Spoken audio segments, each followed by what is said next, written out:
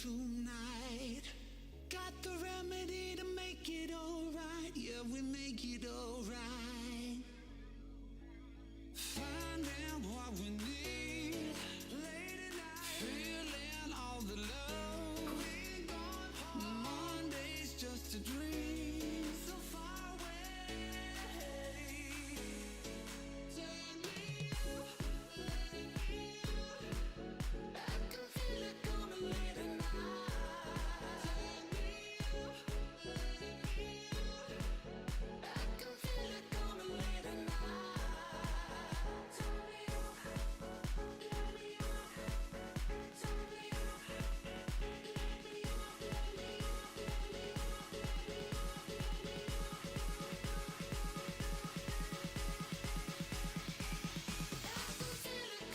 feel it coming late at night.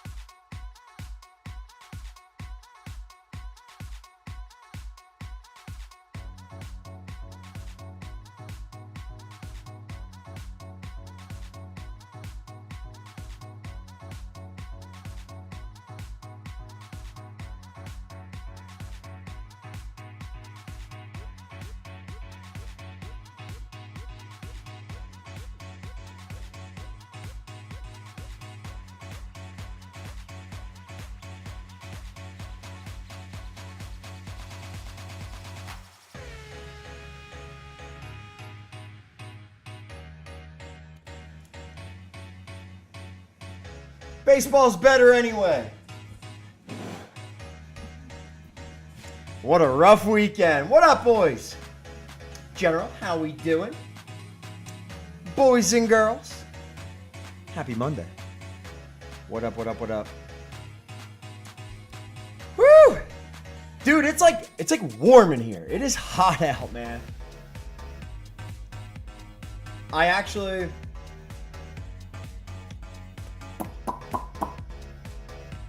So I was prepping for the week, right? Getting a lot of stuff done. Dude, we're going to do something fun this week. It's going to be more work in the back end for me, but it'll free me up earlier on. I know some of you guys probably already saw the weekly schedule set up, all that good stuff. So anyway, we'll talk about more of that on Wednesday when I finalize everything for the week. Because today's the last day of rookie hexes for the year. All right. So your trade-ins, all that stuff done after tonight. I'm usually cleaning up a little bit by Wednesday. So like tomorrow, basically, I'm going to hopefully have everybody give me all their stuff by then. And so we can start moving on and get ready for Halloween. All right. Because Halloween's going to be coming up later in the week. So we're getting ready for that. We're going to have an all new set, the usual stuff, probably do a trade-in. And so we'll be releasing the Halloween cards, hopefully by Friday, but we shall see. It all depends, man. I'm excited to watch the Royals tomorrow in the playoffs. Yeah, man. We got playoff baseball coming as well, which is kind of nuts. Again, what up? Mets, see you later. Braves, what up? Do you have the inserts, Bill? I do not. But don't start giving me random suggestions and stuff. Because there's just too much. And when you guys start asking for like the most ridiculous things of all time. So anyway, no, not built yet. But I did everything else I kind of had to do today for the most part. And just kind of getting set up for the week. And Usually I can get everything done in about two days, maybe 3 days. So between now and Wednesday, hopefully I'll have most of it done. And by Friday, I'll have everything set up, hopefully. So that's the plan, okay? That is the plan. So anyway, here's what we're going to do today. So we have a couple games coming up today. We have a typical setup. 320 is going to be your first game. All right, 320. First game of the day. And, we have the... Oh, no, the Joshi was yesterday, man. We'll talk about that game here in a little bit. We have Cleveland, Las Vegas coming up at 3:20 today. We have Tennessee, Miami after that. We have Seattle, Detroit after that, okay? So we got 3:20, 4:40, and 6 p.m., okay? So I'll be live for probably a good bit of the first one. And what we're going to do is we're going to talk about the weekend. I'm going to go through some of the game stuff a little bit, starting with the Eagles getting crushed by Tampa. But what's cool about this is we'll be able to talk about all of the changes and whatnot because I have notes and things. We'll go game to game. We'll talk about what I actually changed and moved around and set up and whatnot. And rosters and things like that and how everything is going to change, okay? So we're going to do that here today. Actually, what I wanted to do was start with Buffalo, Baltimore. Because I didn't see anyone else fall asleep. I was so aggravated by just the week in general, the injuries and all that. God, it's so bad. And my team just falling apart that I was beat by the end of the day. I fell asleep about halftime. And yeah, so let's see if we can find one that has a bunch of the actual stuff going on a little bit more. Because I saw the beginning, but I didn't see how it all ended. I didn't see from midway on. So anyway, Jesus. That's so loud. So what is this? Right beginning of the game, right? Okay, so I remember that part. So yeah, all right. So this is the beginning, right? This is the beginning. That. Gotcha.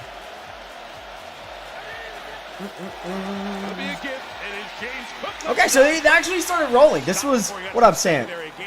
The game started pretty well. Like, they didn't start too bad. Did Khalil Shakir get hurt in the first drive? Or when was that? Because I remember looking up, seeing him sitting on the sidelines. That looked rough. That was a tough way. That was a tough way to kind of to end that. Oh, they punt, and then this! He's so good. Oh, no!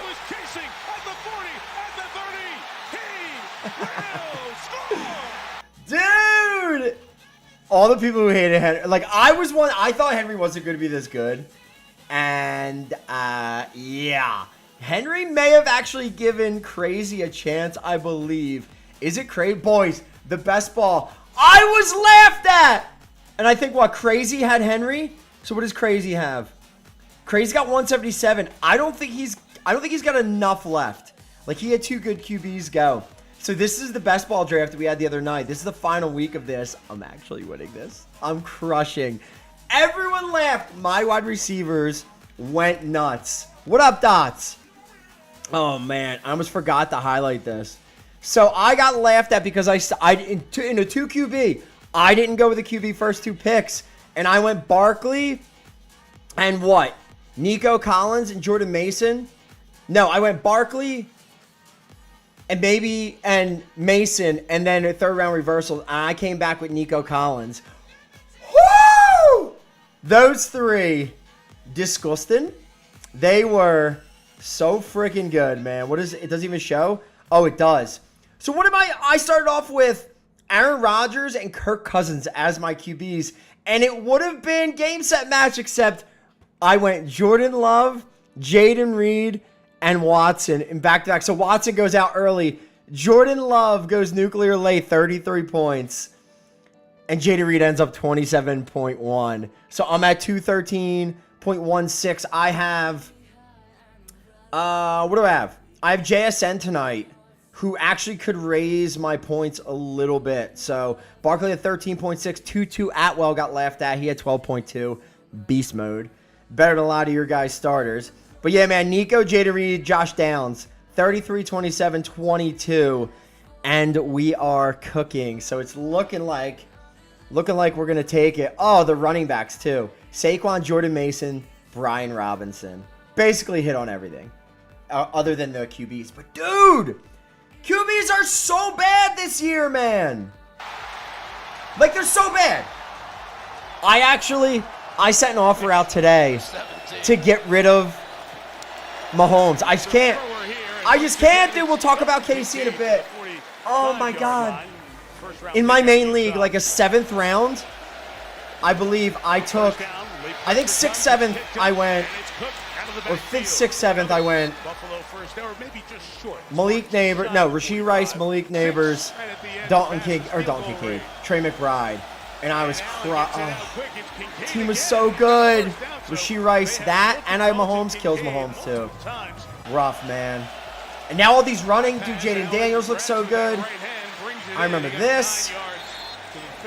Oh, dude, so sad, man. And the worst part was it was Mahomes friendly fire. We're not gonna go through that. I want to watch this because I haven't seen. Like, I remember this part, but that's roughly about it. I actually think I saw this, and I saw Henry catch one, maybe. Maybe I woke up for that. I'm not sure. I thought Justice Hill got wrong. Dude, Justice Hill looked really good. I mean, the Bills really just looked bad altogether. There's Justice Hill. What did he end up with points-wise? You all have better QBs than my Raiders, so stop complaining. I'm talking fantasy, man. And the QB play isn't really your problem. Man, look at Justice Hill, man. The Bills look tired here. They look so beat going into this game, man. What just happened? Second and goal, roll. This is what I saw, right. Henry receiving back out here. So I thought, like, should we pull Henry from 3 down? But no, I mean, you can't. Oh, this was such a killer. NFL, man. The parody, they get what they want, man. And after all this, like, Henry ends up going nuclear. 199 and the 2 TDs, 1 receiving. And Lamar still had a great game. That's kind of nuts. So, like, not a lot of yards, not a lot of attempts again, but what did he have? 2 TDs total? How about Mark Andrews with no catches? He dropped one, though. He did drop it. And it was a good pass. It was a good route. It was like a 15-20 yard possible catch. That was really cool when you saw that. I woke up and saw that at one point. Fell back asleep. They just own them, man. Justice Hill again. Got to the line, first down. The Justice Hill. Using the speed out of the backfield. What did he have, man? Torn biceps in camp, limited to 5 games last year. 2nd and 7, Jackson lofting for Hill. Touchdown, Baltimore. Wow. I guess I saw it on the replay, but holy crap. It was midway second quarter, 21-3. Josh is just getting crushed every time he turns around. Dawn? Hello, Dawn. August 2024. And Lamar will just draw and take it off. He's got Linderbaum in center. Did they score again before half? Bateman! Oh, I saw this. Okay, yeah. He gets up. He actually, like, points at Mark Andrews. Kind of like maybe Andrews missed a block or something. So this was like the one chance Buffalo got. Get back in this game, man. You know things are bad for Buffalo when Aguilar's getting catch on 3rd down? It's not really true because, Aguilar's always involved, man. Always. And then 3rd than that. And is that where he got hurt? That was his first incompletion in like 30 attempts. Or not his first drop, but like, what was it, right? He had a 100% catch rate until then? The defensive team cannot Oh. take back-to-back times. Oh, yeah, that was kind of funny. Joshy ball back, 21-3. Just puts it away Oh, on the bench. Turnover, God. prior possession. All right, third quarter. I didn't see any of this. I fell asleep. Contact and flips it out of Good bounds. play. That'll be Good play, Lamar. from the top. Third and 20. No. To the sideline. Okay, I was going to say if they got that. Oh, Speed inbounds. that beat speed burst from Hill. Dude, Baltimore just looked like they were playing so much faster. Has to escape. Everything's covered. Josh just running for his life. Deep for this inbounds. Woo! Here is open. That is so Joshy! He doesn't get in. Oh, no, Khalil. Play by What a play, and that could get them back into. They score. the back. Bouncing to They score, and it's the side. Ty Johnson. It's so bad. Back in it. It's not even James Cook. I mean, there you think like it's a game, right? To get away. Cannot Third do it. 11, Lamlam goes down. Figured out a way to survive. Dude, this sort of feels like a game. As I was snoozing. Josh, back shoulder. Wow. Okay, Keon. That looked good. What is this? What is this? Oh, no! That's Jalen Hurts. Stop! Ah! It's so bad. Oh, Derek. Oh, Derek. He don't even care. There was a play I saw. What was it? The safety Taylor Rapp tried to tackle him, and he just got like ran over like a fly on the windshield. Oh God. Jesus, man. Like that was 20. That was 10 more yards that he should have gotten. He's so good. Running QBs, man. Ugh. That's why I honestly, we have completions, and I would get out. I'm trying to get out on Mahomes. I just think they're going to be good with a good defense for a while. It's been a year and a half of him not being elite in fantasy because their defense is too good. I don't know if I can get the trade done. But here's what I sent out. I sent out Mahomes. It's the guy who used to own him. It's my best friend who used to own him who wants him back. He actually asked me, and I was like, I don't. At this point, honestly, and he has Kyler and Marv, and he's like, oh, I wouldn't give them. I'm like, yeah, because I said I would give ETN too, but I don't think he would do it. I don't know if I would really want to do it, but I actually sent out offer today. I'll take CMC and whatever. I don't even care. It's like the upside going forward. If he comes back, if he's healthy, CMC and Geno.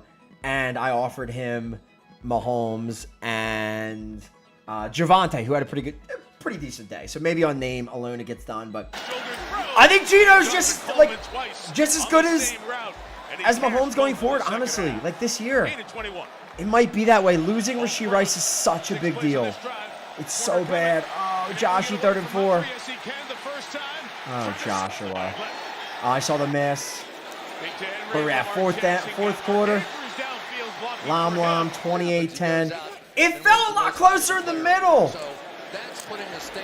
Is this where it is? No. And so is this guy, Derrick Henry, down the sideline to the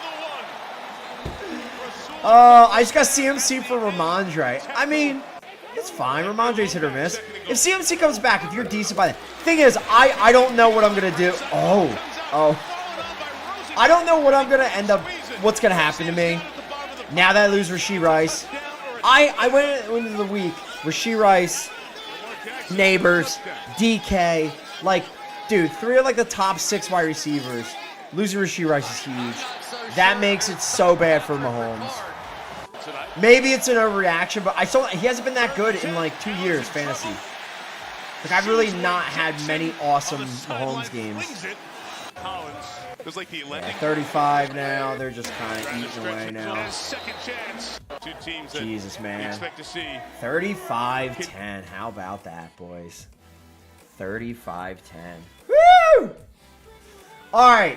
All right, so there's the alarm. So here's what we're going to do. Here's what we are going to do. Let me bring up picks real quick. Oh, they're not even up for this. So I'm letting picks roll for this week. Is it there? Is the music there? Okay, it is there. I am letting picks run for the week, basically. And so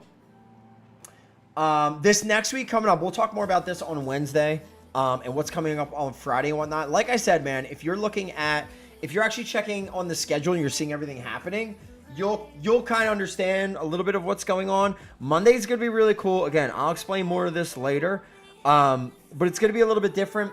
Again, I'm going to typically tend to do this when we're heading into a production week like this, right? So it'll be, you'll see. We'll explain it a little bit more.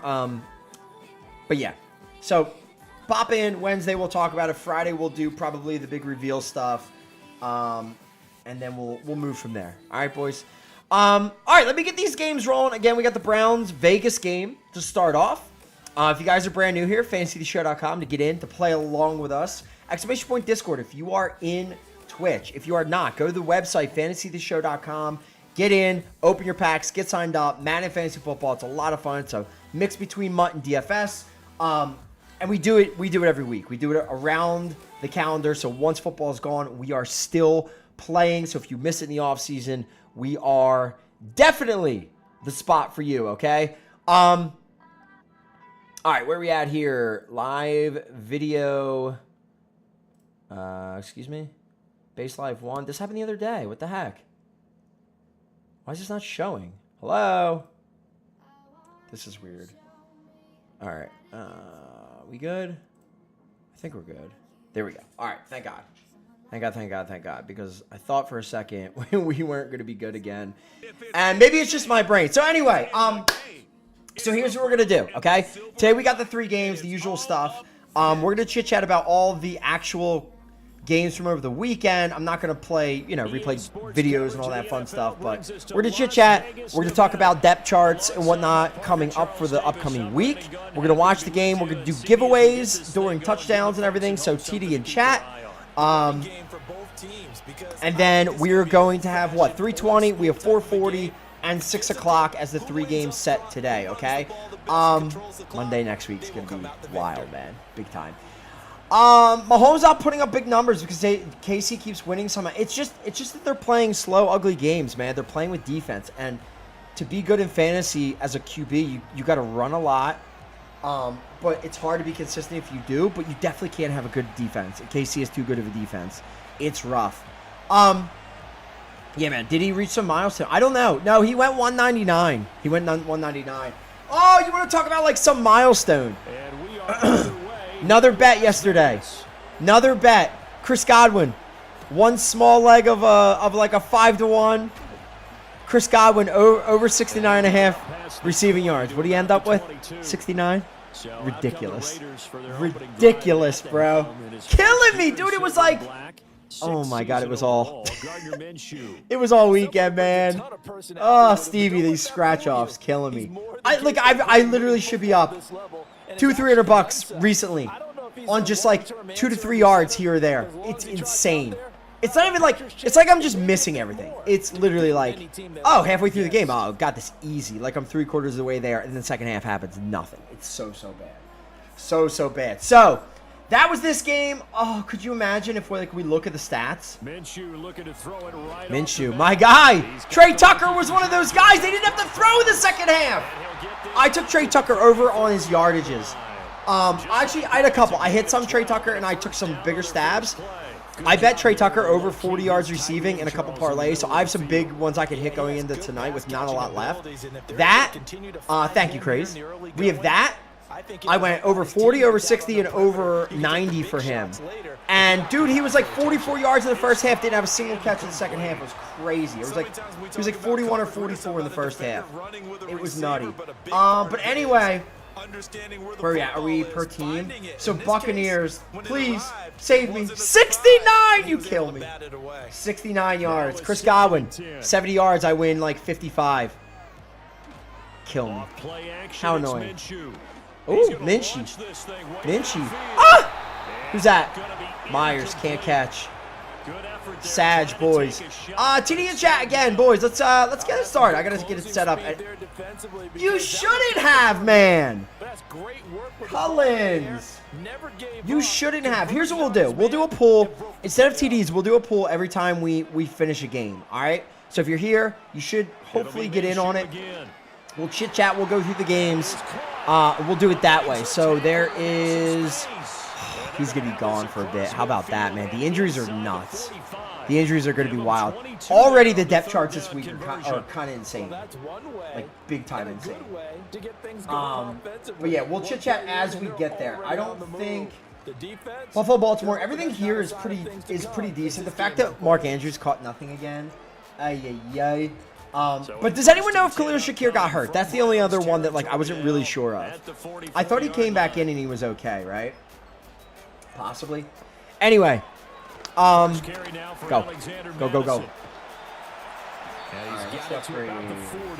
Generate. I feel like I could see what he was thinking. Collins, pack number 1. What do we got? Only getting 4 yards on the carry. I think he had Pack number 2. Where's the ball on the 40 now? Here's 2nd and 6. Where's so high? Where's the giveaway thing? I want to like move it down. I thought he did this already. They'll go play action here with Minshew. Sorry. Did you get anything cool in the second one?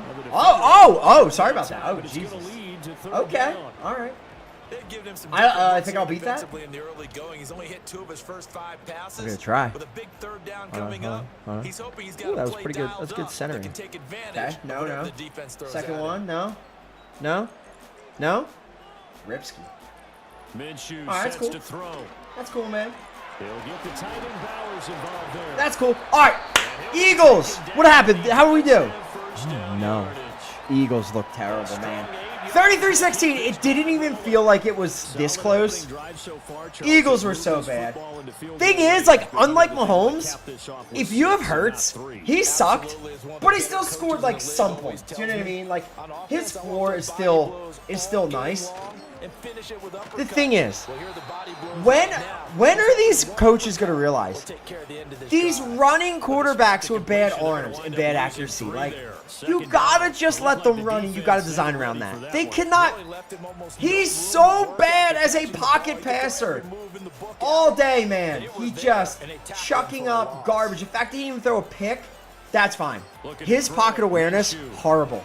There was a play where Saquon steps up, picks up Levante David through the middle, and Clown Boy,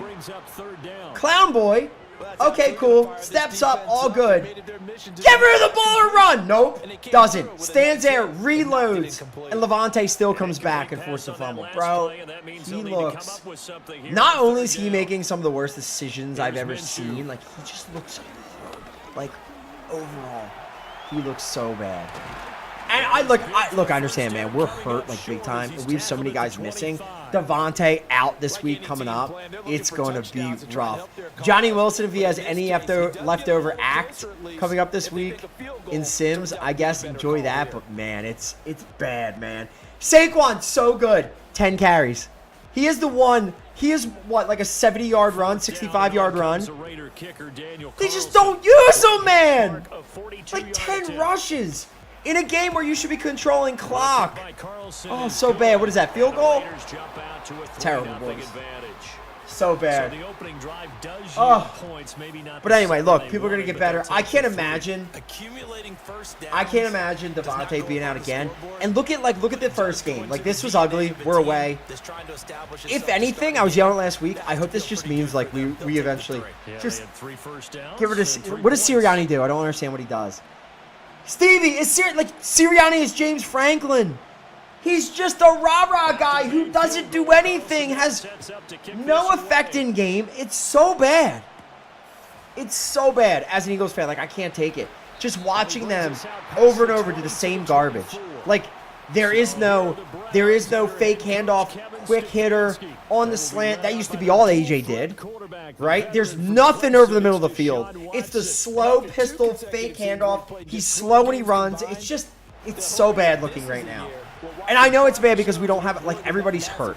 I get that, right? But you got to be better than this. You can't win the Super Bowl just not being able to change game plans. Like, it's bad.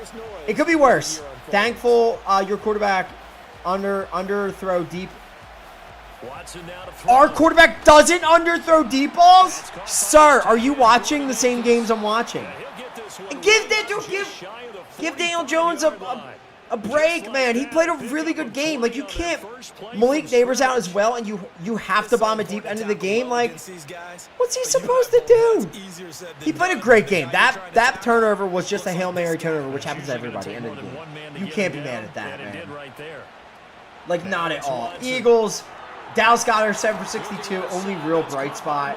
Him and Saquon. I mean, Saquon's the given. Oh, 4 targets, that's fine. 2 for 32. The one catch and run was insane. He's so elite. The freaking run, 65 yards, beast mode. How far was that? Eli Moore, 27. Go on, Watson. You stink too. So bad, man. Eagles got to be better. Got to be better, man. All right, let's go. Let's go Jaden as the next keyword, because we are going to get into that game. Because this is sort of the order I have. I guess this is the order that they had it on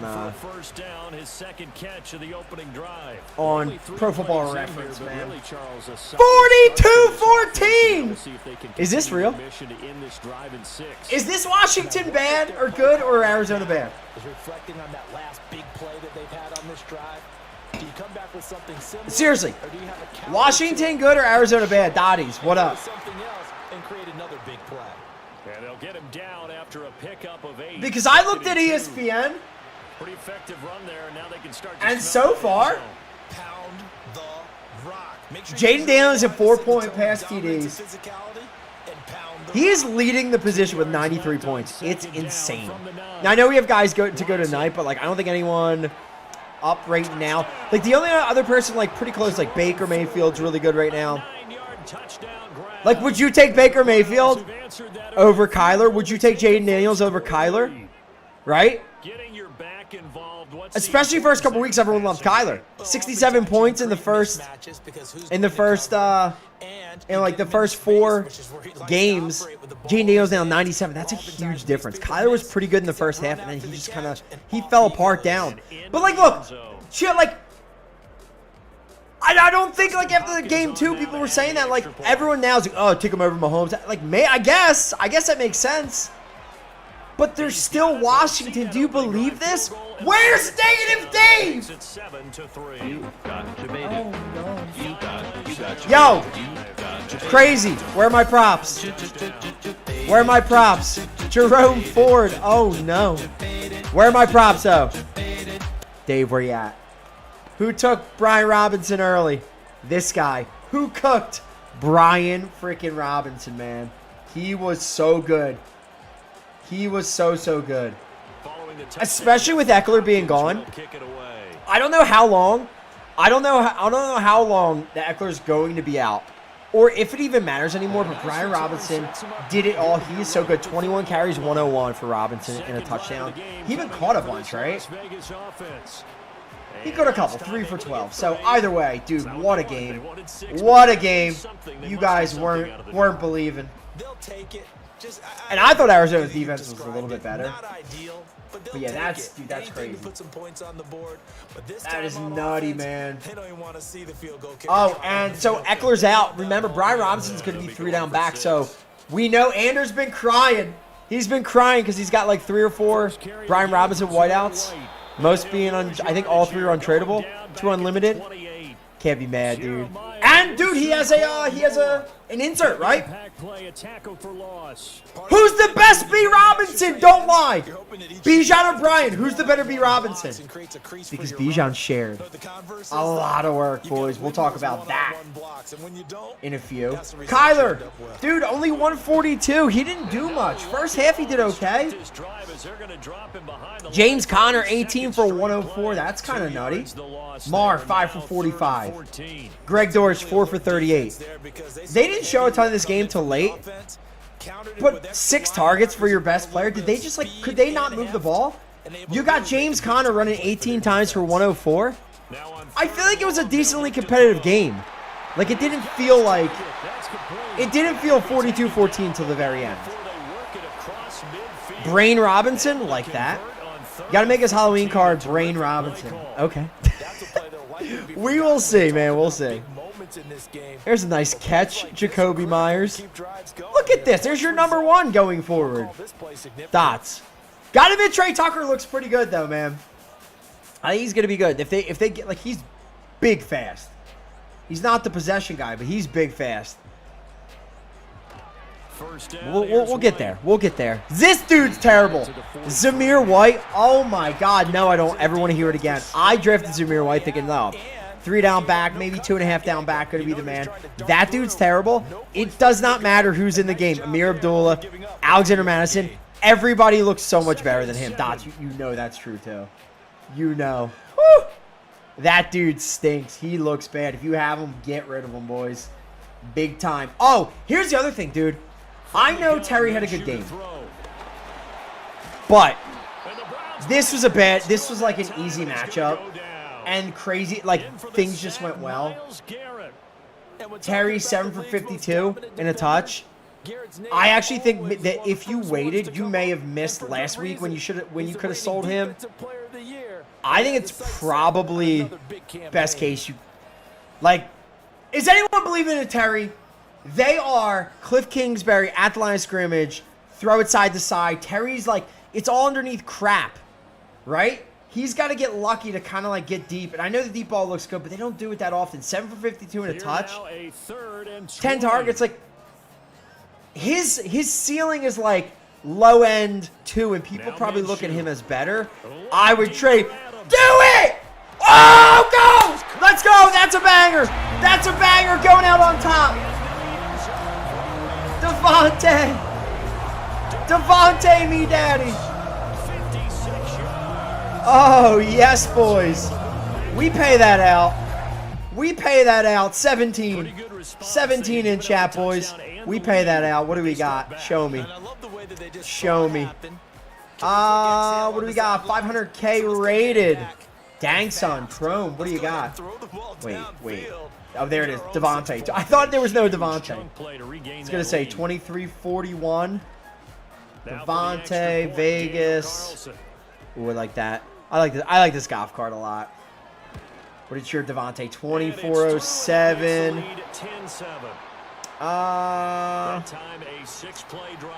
Pretty nice. Pretty nice. I'll move this out here. We'll look at that.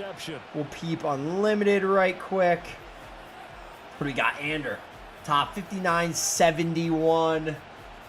Very nice, boys. I like this view. It's not bad. Jacoby, he's there twice, so it's not really cut off. 2 for 78 for Devontae. Looking good. Can't hate on that. 17 in chat, boys. Stevie, what up? Following the touchdown, ready to kick it away is Carlson. Stevie.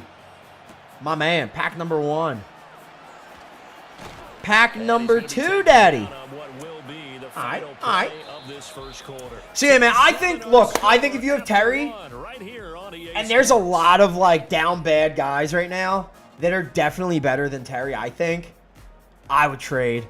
I love that. Trade this wide receiver for this wide receiver. That never works. But, like, could you trade Terry for, like, a struggling running back? Like, seriously. Most people would probably say they want Terry. Would you trade Terry for Travis Etienne? I would. I still think Etienne's good, dude. They just played, like, he looked rough. He looked rough this weekend because he got banged up and he came back in after. He's still Etienne. He's still Trevor's boy. They look better. I don't think that coaching staff is going to be around for too much longer. And I think it's going to be Etienne still, bell count. I would take Etienne over Terry.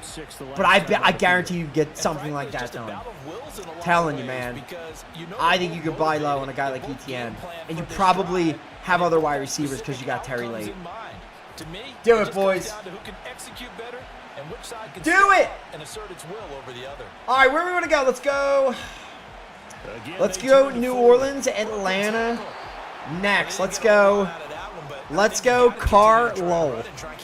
Let's go Carr Lowell because this dude is a bit, to be fair, and actually he didn't do that bad. He didn't do terribly, but they were just kind of a mess. How am I winning with Kirk Cousins in the best ball? How am I winning with Kirk Cousins in the best ball? This man Only thing I realized whenever we watch the game, the only thing that like stood out to me is that Arthur Smith might be gone, but they still like Tyler Algier 8 carries, Bijan Robinson, yeah, it might as well be Brian, 7 carries. I don't care if he's 7 for 28. I don't care if Tyler Algier is 8 for 60.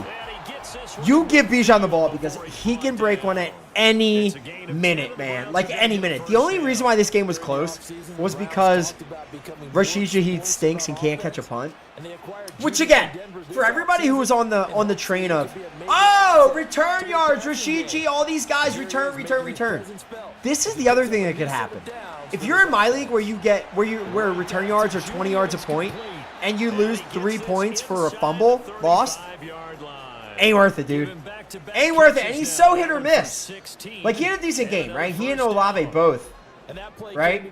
8 for 87, 8 for 83, no TDs. Because it continues to be the Kamara show, 19 for 77. That's pretty good. But look at the receiving, 7 for 42. I had Kamara last year. I wanted to believe that he wasn't going to be that good again. Like, that last year was like an aberration. Like, it wasn't going to be that crazy again. This is Ford. And they changed coordinators. It just gets even better for him. Here's the weird thing. Taysom Hill. 2 goal line carries. And 2 TDs, right? Direct snap, Taysom Hill. Taysom Hill, 5-yard TD. Dude, that is not going away. So, here's the thing. I don't think you have to sell high on Kamara. But the TD thing honestly might come way down for him. And people think he's going to score a ton of TDs every week. 3 goal lines right there. Kamara gets 1. Taysom Hill gets 2. Hill could be out now, though. He did. Oh, he got hurt, did he? I did see the cue, I thought. Yeah, I guess we'll have to see what happens there. But, look, Kamara's going to be Kamara. That's fine. Oh, pick. Oh, Deshaun, you clown. It's not really about Kamara. It's about all the Derek Carr truthers, the people who are riding him, because of his crazy hot start. The lucky bombs deep to Rashid Shaheed. Other than that, dude, they don't throw in the red zone. Like, almost at all. Juwan Johnson, beast mode.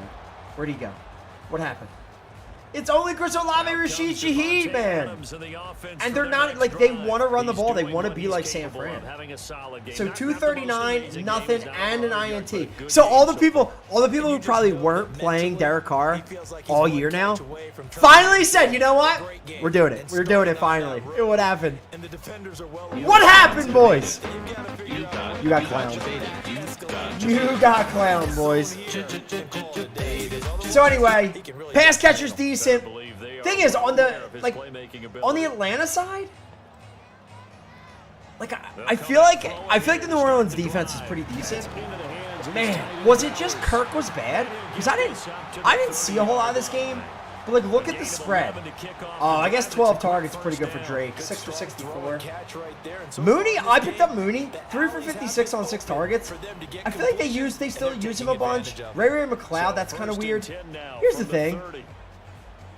Where's Kyle Pitts? 3 targets, no catches. Dude, the people who continue to be like Kyle Pitts, it's gonna be the year. He ain't good. He is not good.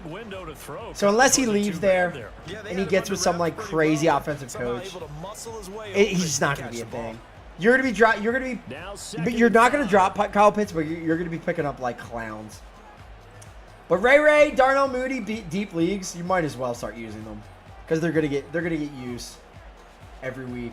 All right, Carolina, Cincy. Let's go there next. 5 yards on first down, but now just a 1-yard pickup there on second. Let's go there next. Justin. On the quarterback and see the play develop in front of you. They're able to keep the quick pass in front of them and stop it right at the line of scrimmage. The offense on third down. Justin. Perfect. 4 for 5 to this point. This give you a double pack, Daddy. All Blues. Second one in. Jordan Akins saw him leave. And he is going to have the Raiders Do you notice how funny it is? Like, you're watching games and you realize these people like start leaving games, and you're like, "Oh, 88 Jordan Akins on Cleveland." Your friend, like, nobody else has any idea what you're talking about, but we know. We know.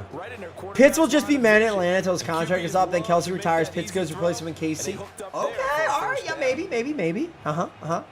Maybe some domestic violence in between. Nobody touched him. Andy Reid gets him on the super cheap. That makes sense. All right, I see it. I can see that. Let's go Jam. Let's go Jam for the next game. Let's go Jam here, boys. Cincy, Carolina. How about that? 34-24. So, like, what does this tell us? Does it mean Cincy's good? Like, I think the Panthers are pesky and they're going to beat some people. Like, you know what's going to happen? Panthers are definitely going to beat. They're definitely going to beat Tampa for sure. They're going to beat Tampa coming up. In that case, he would end up in Cleveland. Good call. Great call, Zug. Good call. But yeah, Cincy 34. Carolina 24. Biggest takeaway of this, Chuba Hubbard is really good. Like, he's really good. He went over 100 again, didn't he? That can be a little bit deflating. You're exactly right. Panthers. Dalton threw 40 times, and Chuba still went, dude. 18 for 104, and I bet he caught a bunch. 4 for 17. Dude, that's elite, man. That's 5 points just from catches. If this was 18 for 30 and a touchdown, that's still a great day. Chuba Hubbard is so good. Now, look, Brooks is going to be coming back. But, like, why would they kill Jonathan Brooks when Chuba Hubbard's playing out of their minds? If Chuba Hubbard continues to play well, oh my God, how do they not trade him looking this good? That is what a smart place would do. That is, dude, that's what a smart organization would do. Who's that? See? Alexander Madison. Madden knows. Get Zamir White out of there! This man's the truth. This man is the truth. On top of Minshew. He'll be starting for a while, Dots. It's so bad. But he's a winner. So Chuba, 18 for 104. Dude, Deontay, so good. Andy Dalton just looks good, man. Xavier Legette, 10 targets. Look at this. Andy Dalton uses his boys. How about that? Andy Dalton uses his boys. And he's just like, that's it. Like, he'll spread it a bit. 13 and 10 targets. Deontay looking awesome. 7 for 83 and a touch. Xavier Legette, 6 for 66. Dude, he's alive. That is so awesome, man. And here's the thing. Let's talk about Cincy, right? Because Panthers are what they are. Here's the thing. Okay. Joe Burrow, I would buy low on Joe Burrow. I would rather have Joe Burrow than Mahomes rest of the season. Do you disagree? Burrow or Mahomes rest of the season, who you want? Who you got? Who do you got? If Rashee Rice still has an ACL intact, Mahomes or Burrow rest of the season, like, who do you guys got? Because I think it's Joe Burrow either way. Horrifically bad defense. Such a bad defense. Right? 232-2. Dude, Mahomes wishes 232-2. Jamar Chase, T. Higgins. This 6 targets to Jam is not going to continue, right? Like, there's no way. And if somebody in your league thinks, like, he's not that good, and this is going to be it, I would trade for him now. I got to say, though, more of, like, a top 7-8 wide receiver than top 10? I don't know, right? Like, you got it. Like, who do you trust more rest of the season? Would you rather Jamar Chase or would you rather Malik Neighbors? Because Malik Neighbors, number one wide receiver. You could do that deal probably right now. You got to take Chase, right? But I think they are going to be in more rough scripted games where they'll still be tough. The defense is going to look like shite, and they're going to be throwing. Mahomes might be winning the rest of the year, and they're 4-0. They are going to be resting down the stretch, walking away with the division. I'm telling you, man. Joe Burrow has weapons to go off every week. True, and a bad defense. That's so good. I don't even think that's the thing. I don't think it's a tough call. The Neighbors Jamar Chase one might be a tougher call, I think, just because like he honestly, his floor might be 11 targets a week, 12 targets a week, and like we've seen like this is a perfect example. T. Higgins 10 targets, Jamar Chase 6, but kind of nutty, man. Andrew must be raging. The Mets blew the lead in the 8th. In game 1? Clowns. I bet he is. I was just going to ask someone to check on Ander. Oh, God, that's bad. That's bad. I love it, though. I love it. I honestly wish that... Oh, if they split, do they both get in? They do, don't they? Frick. I wish they split and, like... I don't know. I don't know how it works. If like both could be out and only Arizona makes it. But anyway, actually screw Arizona. Let's see. Yoshivas 1 target. Eric All. Do you know Eric All played more snaps than Gesicki? Do you know he continues to look like a beast? Do you know there's a super of him out there? Not tradable, but a super hex of him out there. He's a beast. He is a beast. Stive is on watch. He already asked if I'm going to put him as the #1 over Gesicki. No, we wouldn't do that just yet, but Gesicki is on warning because Eric all season might just be here, boys. Jam in chat. We got King Crab. That makes sense. Crab! A 1st and 10 here, and you know, if they could just get 3 out of this, something about whittling it to a 1-score game at half. King Killer? What is that? Psychological boost. King Crab, what do we got? Pack #1. Oh, oh, beast mode, Leggett! Blue Amp, love that. Curtis Samuel, I know better. I know better players. He's got to start taking care of the ball way Crab, super me daddy. I wish, man. What do you think about your boys, Crab? It's tough, right? 1 and 3. Here's the thing, though. Everyone's scuffling, right? Be real. Pittsburgh wouldn't understand how to go like 12 and 5, you know? So 1 and 3, your defense is bad. But maybe Joe Burrow just goes, listen, right now, bet Joe Burrow MVP. What are the odds? Someone give me the numbers. We'll future it. Is there any chance? Right? Another bad week for Buffalo. People are going, oh, Joshy's not doing it. Collins, give me those odds. Joe Burrow, MVP. Plus 1,000, right?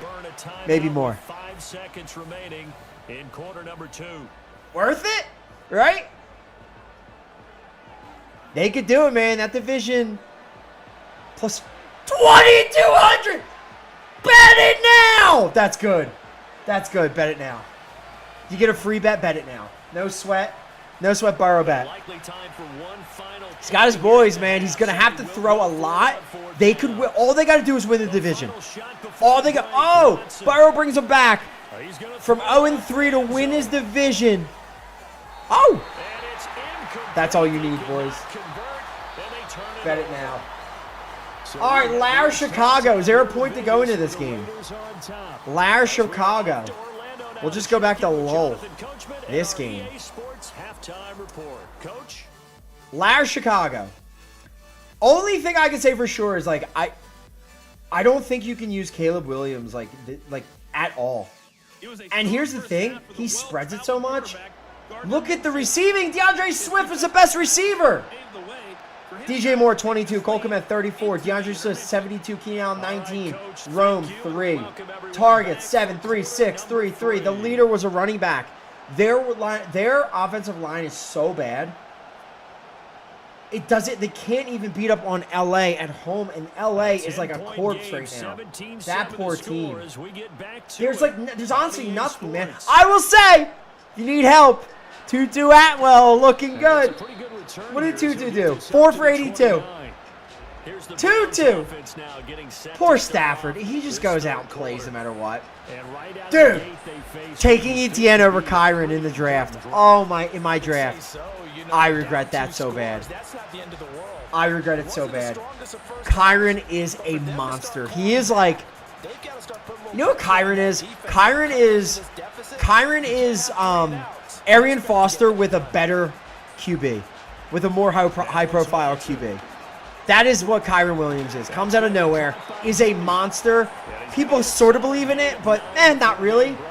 And then the next year, he's still a monster. It doesn't matter Andre Johnson's hurt or not, or if Ben Tate's supposed to be a thing. Shout out. Pizzle knows him. It's insane, man. The dude is so good. 19 for 94 and a touch. What'd he catch?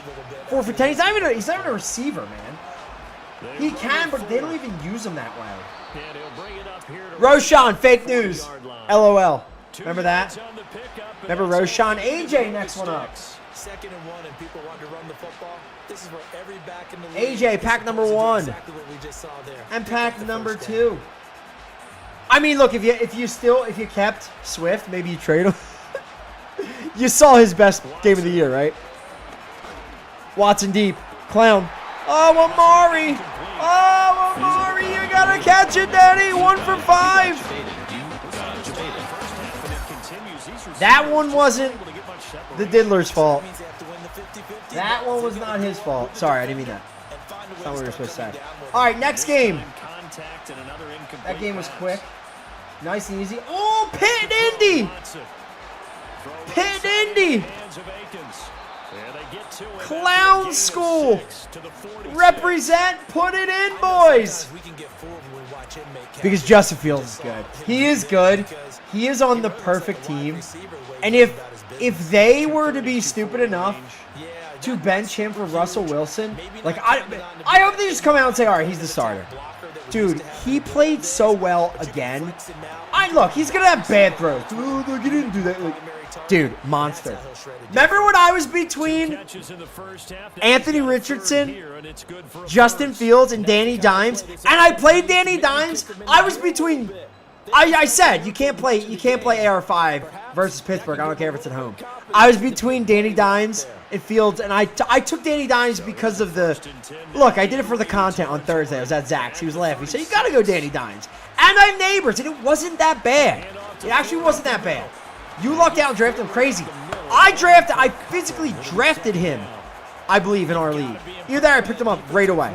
I thought Fields could be good, and like, why not? Russell Wilson stinks. If they do anything else dude, get rid of Russell Wilson. Like, trade him. Dude, send him to Miami. That would be so good for everyone involved. That would be sick. Imagine his deep ball. Imagine his deep ball to Reek. Oh, my God. Why not, dude? Get him off the books. That's actually perfect. Oh, my God, that's actually perfect.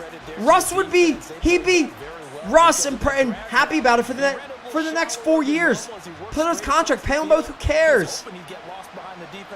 So have Pittsburgh pay most of the contract, or some of the contract, right? He goes to Miami. He's the perfect guy to pair with Tua. That actually makes a ton of sense. I'm actually going to say that happens. That makes almost way too much sense.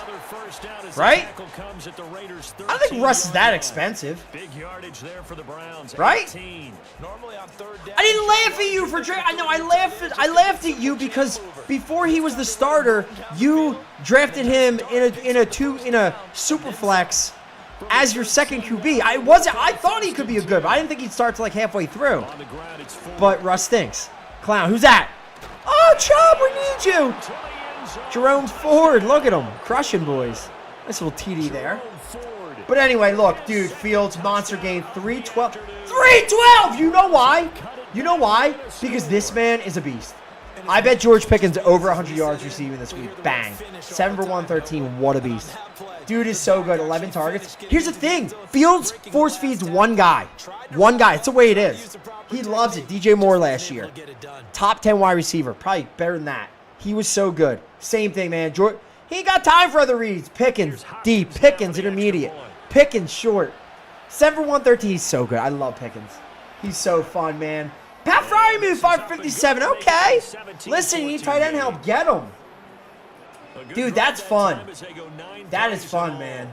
Go on. Najee, he wasn't great. But listen, Warren, hurt, out again. John Pooh, what up, man? Welcome. Appreciate the follow, man. John, fantasyshow.com if you want to get in, play along with us.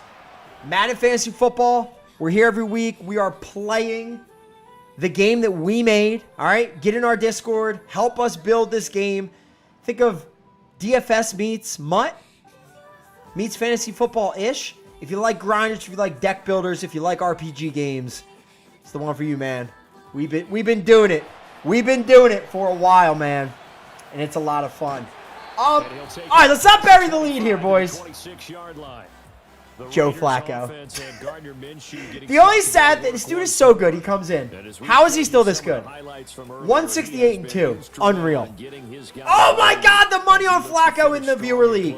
He might not even like AR5s might be fine, but like, what are you gonna put on Flacco money wise? Oh no. But yeah, Richardson goes out early. It didn't even feel like that early. Probably saved him. Jonathan Taylor playing against him, 21 rushes, 88 yards. Got hurt. So I didn't see when this happened. But they said high ankle sprain. Oh my God. He's probably done for the year again. I don't know if it's the same leg. He was Mr. High ankle sprain last year and a half. That's what nagged. That sucks because he was playing so well. And if it's high ankle sprain, if you can get anything for Jonathan Taylor, I would just do it now. That is sad, man. And then who is it? Is it going to be Trey Sermon? God, he's probably going to be a big pickup. Woo! Because if AR5... Oh, my God. This is what AR5 needed. He's going to have to run. Who cares? Kill him. Oh, baby. As an AR5 owner, I'm actually feeling good. Trade him Mahomes. Get rid of him. I'm going Fields and Danny Dimes 1-2 anyway. Craze. Oh, baby. Oh, baby. I love it. Clown score. I'm gonna go AR5. Oh, but Pickens is awesome. This game was kind of fun. Pittman, 9 targets, 113. That's kind of fun to see. Josh Downs, he's probably out there, man. 8 for 82. And he gets, like, he's already AR5's bestie. But he's that short area guy they love to use. He's actually really good. So get Downs in, man. No matter, I don't think it matters who's playing, Flacco or Richardson. I think Downs is kind of the guy you want to play. Kind of fun, man. All right, Minnesota Green Bay. No way. No way. Ark. Next one in. Boys, we are going to go. Only place to go, Darnold. Ark. Pack number 1. What do we got? Pack number 2. Boys, stick around. We got 10K going out as well at the very end. Actually, you know what? Let's pay it out. Let's pay it out. Let's pay it out now. Keyword 10 in chat. We're to drop 10K right now.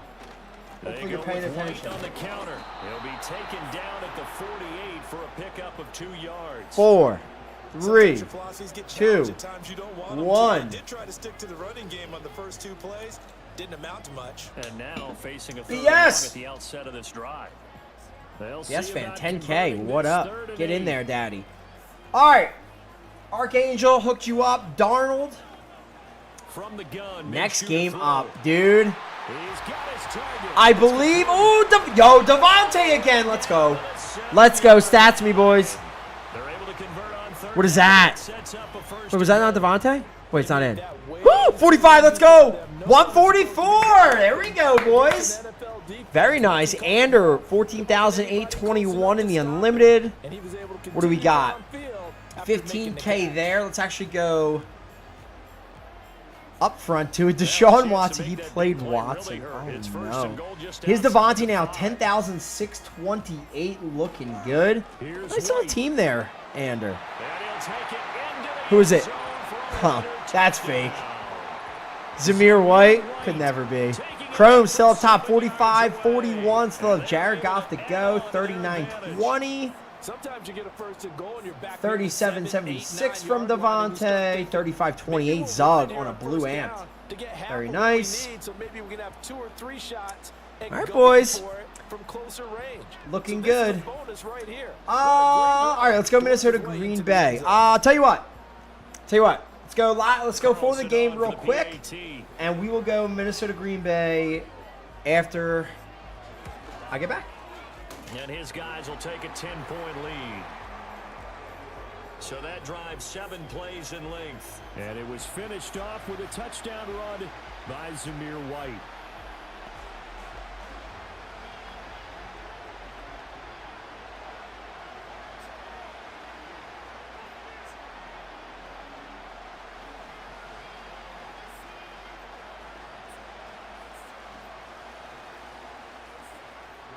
Following the touchdown, ready to kick it away is Carlson.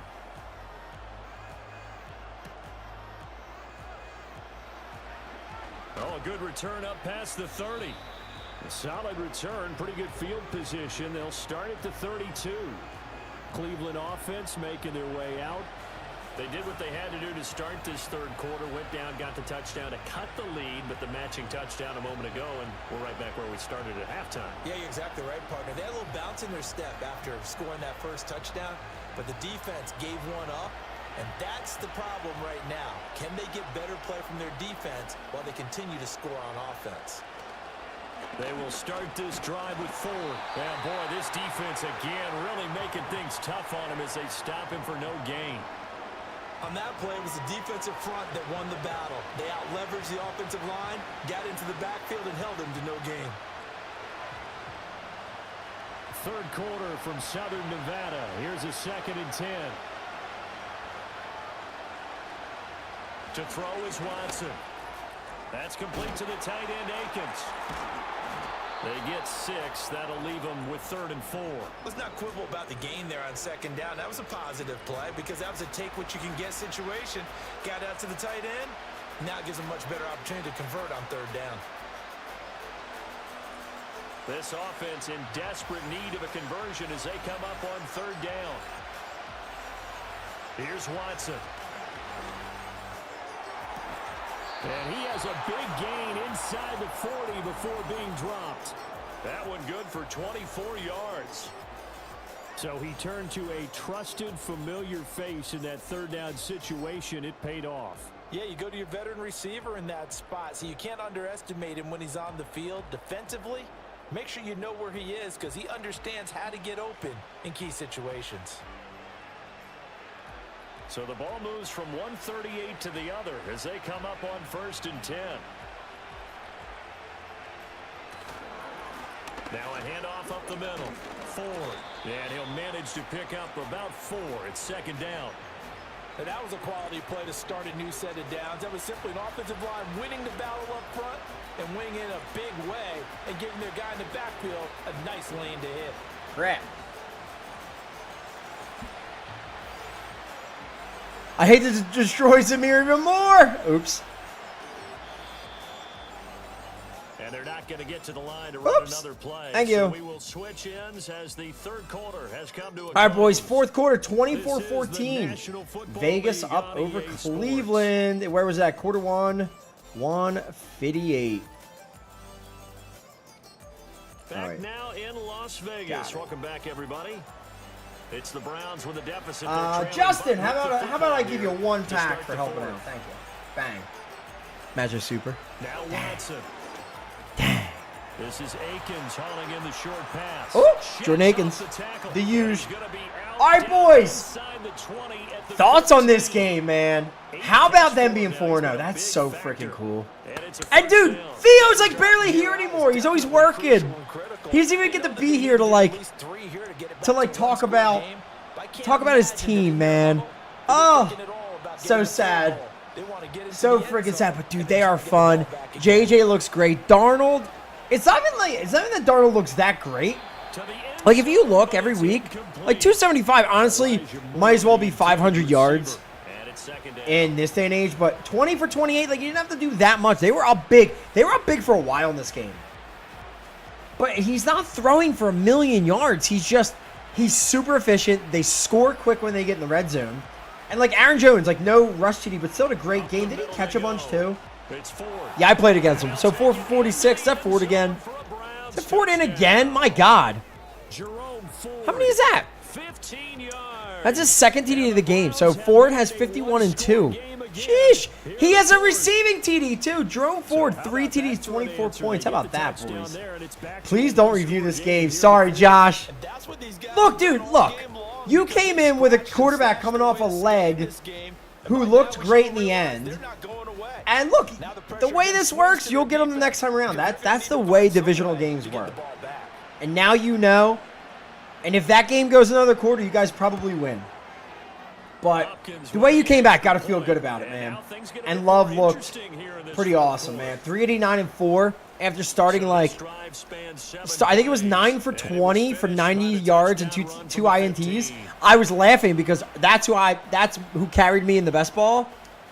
Shout out. Sup, crushing, daddy. And somebody said, oh, are there going to be more? So if you won your best ball division, you got a guaranteed legendary hex pack. Okay. And what I'll do is I'll give out coins for the top 3 for finishing, for the actual overall and how we finish. So I'll keep everybody posted, and on Wednesday we'll go over all that stuff, all right, for the best ball. But anyway, man, Jordan Love, awesome game. Looked really good. More than anything, Jaden Reed is so good. This dude is a problem. 7 for 139 a touch. Should have been even a bigger game. And he is so much better than Romeo Dobbs. Like, all the Romeo Dobbs truthers thinking it was going to be him. People like, Jaden Reed's little, it was gadgety. Dude, don't matter. The dude is so good. 139 a touch. Awesome. Could have been better. And Dontavion Wicks.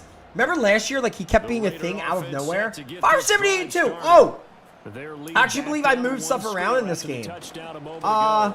Yeah. So, Christian Watson got hurt. Because of that, I'm moving depths around. Jaden Reed, 1 in slot. He's going to stay there. Dontavion Wicks is going to move to 2. And Romeo Dobbs is going to go to the 3. Only reason being, Romeo Dobbs plays right side, I think. Or he has, so I'm going to leave him there. Wicks is going to be the left. Reed is going to be, even though I think he moves around, Reed is going to stay slot or be in the slot more. Wicks is going to be the left outside. So we'll see what he does. We'll see what he does this week. Oh, my God, Zamir White. Nerf that man. That's garbage. That's not true, man. He doesn't do that. 8 for 21. That's correct. Stop it. 9 for 53. He wishes, boys. And if there was any controversy, Tucker Kraft is definitely the tight end 1. Doesn't matter. He's so much better than Musgrave receiving. He's really good. He might just get better. 6 for 53 and a touch. When everything else, tight end wise, is ugly, man. Jordan Addison, how about that? 3 for 72. Oh, I forgot him. I forgot to get Jordan Addison back in. Yeah. They'll go up the middle with White. Addison back. Okay, hold on. Got to put that in. That was big. Good thing we're going through. Over 40 yards of movement with those last 2 plays. I'm guessing you'd Good say thing this we're is kind going of the through, key here. boys. Grind out some yardage, work on that Oh, clock, see Wicks if can you go continue sell to kick it insurance. down. 4 drops. Yeah, but dude, he still makes plays, dude. And I'm kind of thinking that Dobbs is more of like a gadget. Oh, there goes. Get in. Oh no. To the 1. Oh, it was. Dude, it was 30. Brock, 4 for 62. Would look so much better with a TD tacked on the end. Ripski boys. Anyway, man. Yeah, this game was pretty nuts. Excited. I think what a year, man. What a time to be alive. Big Chief. What a time. Sorry for your loss, Chief. You will get picked for your game. Another White touchdown. This is fake news, boys. Yo, Jaheim Bell. I haven't seen him yet, but take that epic there, Chief. All right, 1, 2, 3, 4. We got 5 games left. We're gonna whip a little bit quicker. Jacksonville, Houston. There's only one way to go in this game. Jesus, this man is unreal. Keyword Nico for this one. Dude, if you listen to Jacob Gibbs, if you listen to Ander, I know he's good, but I love me some Tank, and I hope Tank still has good games in coming. But Nico might be. Who are you taking legit? Nico Collins or Jamar Chase? Because I think it's Nico Collins. I don't think it's close anymore. Look, only because I think Burrow will use Higgins more.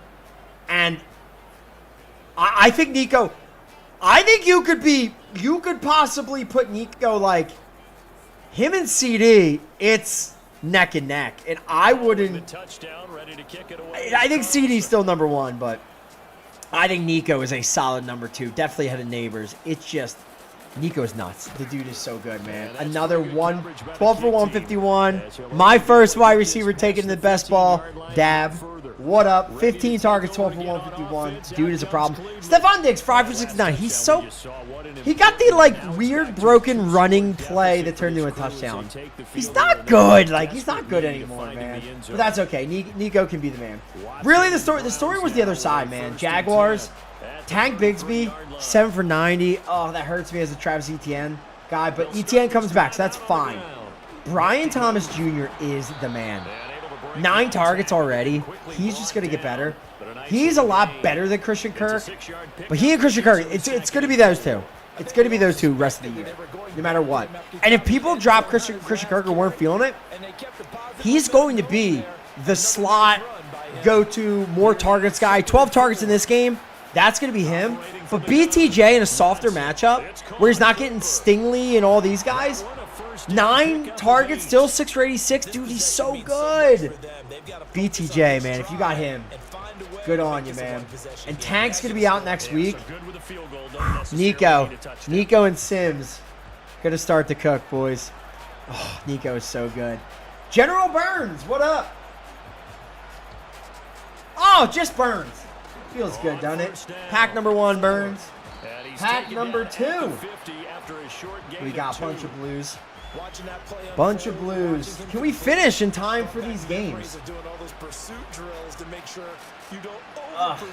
Trevin Lees came back a little bit. They have to play a little bit easier schedule. It's been rough for them. They play like Tennessee maybe, although Tennessee, this is not when you want to play Tennessee when they're down bad, because they can come out and smack you. Their defense is still good. Look at Watson, clown. Ugh, 20 points. Look at Minshew out-dueling. I love this. I love this. All right, so yeah, so do not forget, Tank is out next week. So Nico's going to be even better in Sims. Don't tell me you don't realize it. Nico is going to be really good in Sims next week. All right, let's go Denver Jets. Denver Jets. Keyword puke. Is there anything to say? Javante 16 for 77. Like, that's fun. I'm never bringing the game up. Garrett Wilson, I think he's going to be okay. He should be better than this. I know it was the matchup. I know it was a really soggy, nasty game. All I'm going to say is, let's hope it gets better. Okay? That and Brees, he's not dead. But Cody, you better believe Cody is starting to get scared, because he needs Brees in a champ. And as of right now, Braylon Allen's looking like the truth, man. Listen, it's early. We're not going to change anything. Man, there are some players that are on notice. Braylon Allen's coming. This is looking weird. I think the offense is out of sync. It's kind of bad right now. Brees still getting work. It's just weird that when you come out and you know that they're going to run, and Braylon's in, and you know they're going to run it, that he's still this good. It's kind of nuts. Mental. What up, man? Mental. Double pack. Bang. First one in. Second one in. All right, Deshaun, what do you got? He's running. Come on, fumble. Fumble. He's around. He's in. All right, boys, 31-28. We got a possible OT game as well. Interesting. 244 and a touch for him there. 5 for 55 on the ground. Another touch, 31 points. He's now over Minshew. How about that? Justin always gets hurt and worn down at the end of college season. Huh? I need to start out. I mean, look, he can't get worn down. This isn't Wisconsin. He can't get worn down here when he's not gonna be the bell cow. All right. Come on, man. Come on, man. All right, thank you, Aaron Rodgers. You are. He looks bad. He looked old there. He needs nice weather. That's what's bad. When it's cold, rainy, snowy, and it's November in the Meadowlands. Oh God, it's gonna be bad. Or at the Jets, it's gonna be bad. All right, next game up, New England. Dude, bro, they're like literally a wasteland. They are so bad. Purdy's really good. Dude. All right, is Sant here? Is Sant here? Keyword Purdy. is sitting here. Because my question is, tell me what you guys think about this comp. Why does sound go way down? What's going on? Excuse me? Did I do it? Did I do something wrong? Tell me what you think about this comp. Is this a good or a bad comp? As they have just had absolutely no answers for him defensively. Excuse me? Yes. Give us. Purdy is a smarter Kirk Cousins. Does that make sense? Younger, smarter Kirk Cousins. Is that rude, or does that make sense? Because I think he looks really good. He always makes the right play. I'm telling you, man. They feel like they're in a groove Dude. right now, and they want to get out there and show it. Yeah, hoping to stay in that groove here this go around. That's why. There we go. 2nd and 3. That's why I couldn't hear anything. It's freaking wires, man. I can see it, dude.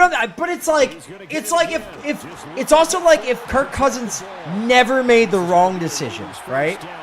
He's athletic like Kirk. He can move like Kirk in his heyday, but people sort of believe in him a little bit more because he's got Shanahan and the system.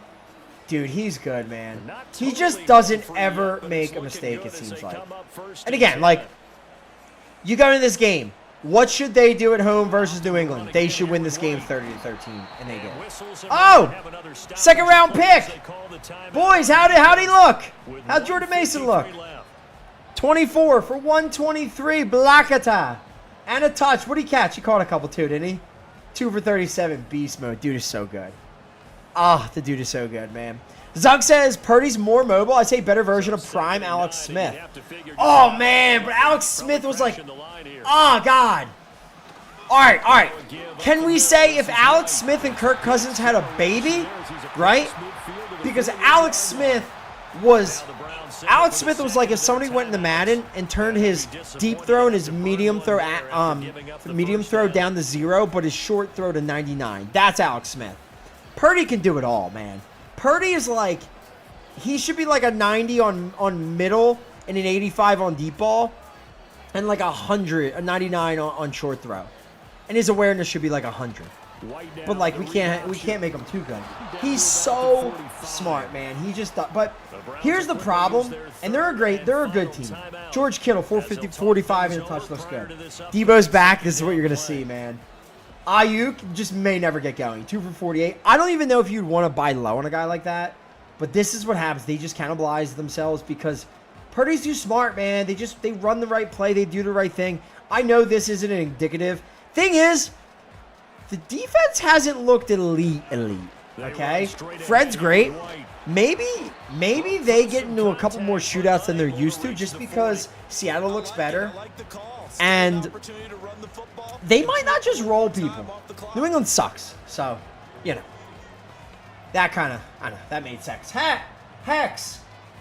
Next one in. This is 3rd and 4. Hex, pack number 1.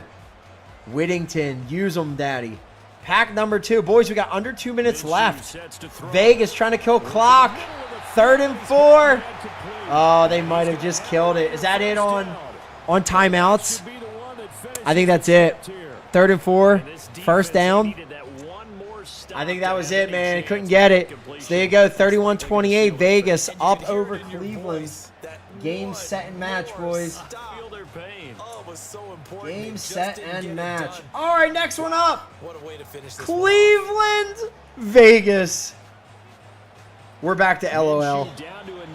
I don't know. Dots, you guys won. Like, that's it. Honestly, Zamir White, we already said it. He's so bad. I already talked about Trey Tucker. Like, he got work. He's a guy you could pick up if you need because Devontae's going to be out for a while. He may never play another down for them. And Trey Tucker is a pretty nice number 2, especially if you're losing a lot. And you guys are probably going to be losing a lot. Cleveland, dude, I don't know what to say. Nick Chubb's back soon. They suck otherwise. Hag!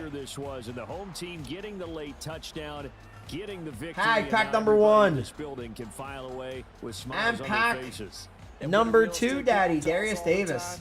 It's location. All right, game is done, location, and final location. game, So being KC at home, Latch. That can be a big deal because remember, KC they were down to a Latch. final chance to retake the lead. I don't know if this is karma Trying to help fuel or what. happened for them It's down possible, the and I'm sure stretch. people A will huge say win. it.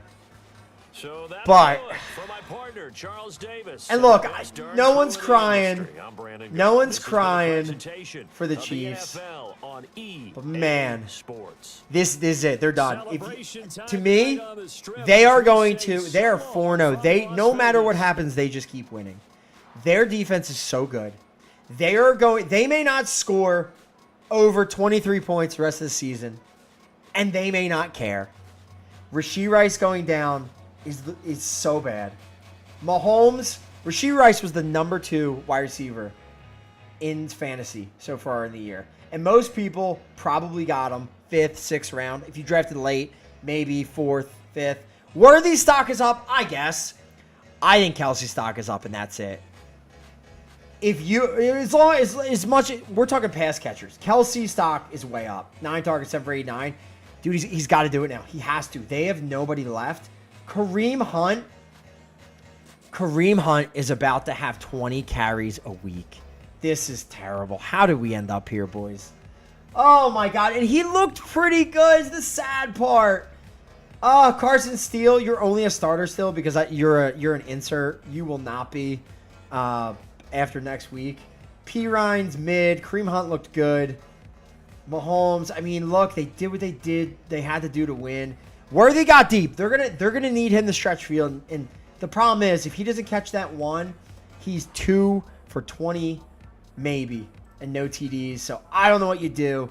It's sad that Rashee Rice went out like this because he looked like a top 5-6 wide receiver because Mahomes peppered him like Kelsey, and he gone. I don't know if they came out and said it, but it had to be. The second I saw the replay, I said ACL, and dude, my team was so good. The amount of people I lost to injury this week alone. Oh my God. And I have Mahomes and Rashee Rice. Not that Mahomes was great, but Rashee Rice going down, sickening, man. I own 3 of the top 6 wide receivers going into the week in fantasy. Neighbors concussion, whatever, he'll probably be fine. Rashee Rice, end of season. Just crazy, man. And owning Mahomes. If you could trade Mahomes, unless it's dynasty, and maybe even that, I would do it, man. It sucks. It sucks for them, man. And then on the other side, man, I called it. I bet it. Dobbins, he still looks good, man. That's a great defense. But Ladd McConkey, 5 for 67. I bet him over 60. I bet him over 40. Ladd coming out party. Good defense takes away the outer. What happens? Ladd on the inside. That was the man. And, yeah, Ladd looks good, man. He caught it. He caught the TD as well. Rice in chat. Josh! What up? Josh, that is how we do it. And that is how we will end it today, boys. Josh, pack number 1. And pack number 2. There you boys go. All right, what do we got? We got 4:26. So we got a little bit of time. We got 4:40. So we got 12 minutes before the next game is going to start, right? Wait, what time is it? 3:20. Wow, yeah, that was a short game. Yeah, 4:40. All right. 4:40. So, what screen do you guys want? You guys want this screen? Oh yeah, we're not gonna go just straight full screen. We'll keep it here. All right. All right, and that's a wrap on that. All right. So, what do you got? 14 minutes. Games will be up. We got second game starting at 4:40. Third game of the night starting at 6 o'clock. So feel free to check back. I will be leaving. Does this even make me disappear? It does not. I will be leaving. Stream up, obviously, so you guys can watch games, watch along. We may have some giveaways going along with it as well. So there you go. There you go, boys. Games will start. Second game, 4:40. Third game, 6 o'clock. And that'll be it for this week. We'll have updates on Wednesday on RTG, as well as the event. Trade-ups. Buy tomorrow, get them in. I love you guys. Hope you guys enjoyed it. I love doing it like this. I love talking about the games. I think it's a way better way to do Mondays. Friday we'll be back with a different sort of a show. Monday is going to be nuts coming up. We got a lot of stuff going on. FantasyTheShow.com. Get signed up. And I'll see you guys in Discord. ! Discord. Enjoy the games. Later, boys.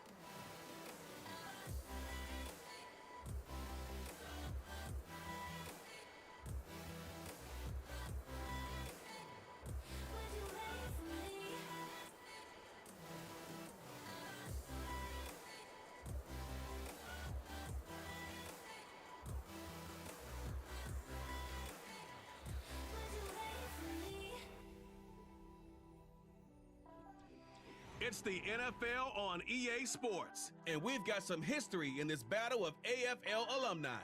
It's the Tennessee Titans and the Miami Dolphins, and it's all just ahead on Madden NFL 25.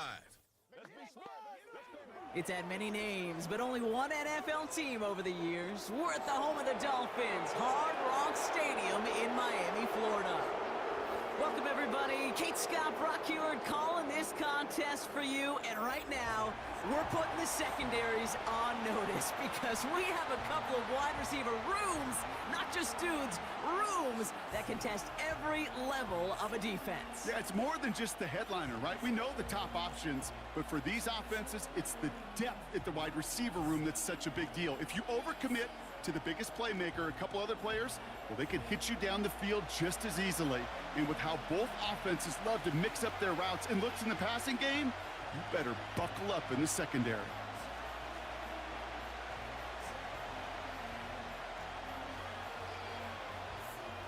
Jason Sanders is out, ready to kick this one away. And we're underway at Hard Rock.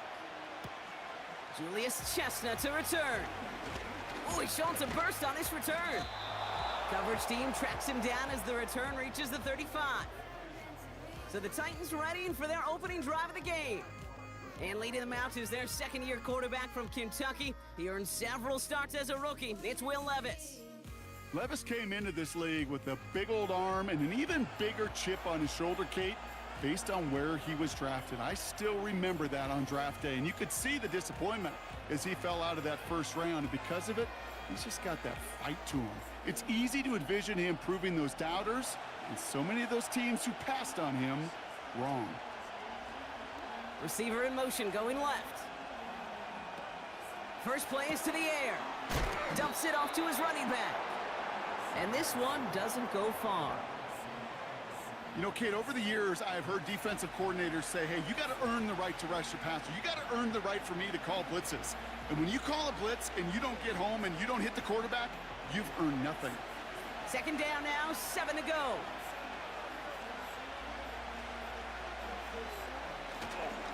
The first carry here for Tony Pollard. And he's tackled for no gain. No gain on the play, and it brings up 3rd and 7. Not every corner in this league can make the play he just made right there. Sure, there's pure coverage guys, not really known for their tackling, but this guy, well, he's someone who isn't afraid to stick his nose in there and make a stop.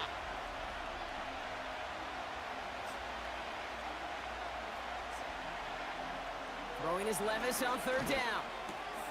Complete beyond the marker. And he has it up towards midfield before he's taken down at the 47. It's a pickup of 9 yards. And the Titans will have a first down. You know, Kate, they say a dog is a man's best friend. Well, a tight end that moves the chains on 3rd down, that's a QB's best friend. Football on that 47-yard line, first down. Shotgun now for Levis.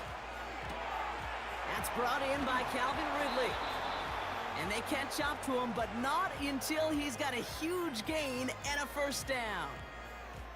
It's a gain of 27 yards to move the chains. I think my favorite part was the magic he worked after the catch. The way he took the completion and made so much more out of it by adding all the extra yardage. Throwing now on first down, Levis. Completed here to Spears. And they bring him down at the 18-yard line. These intermediate gains, that's the wheelhouse for these two to connect on. Start the series off well, and it sure keeps the defense on its toes in case they try to load up and just simply cover the receivers. 2nd and 3 now.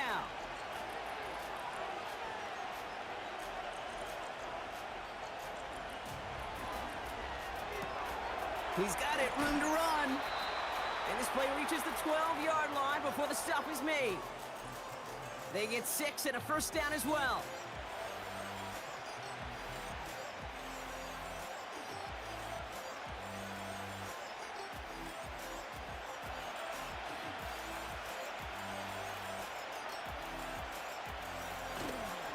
Handoff running left, Pollard.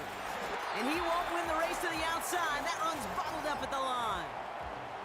Call it no gain on that run, and they face 2nd and 10. So close to a big loss of yards for those guys up front. 1 second sooner, and they got a tackle behind the line, but a stop to celebrate nonetheless.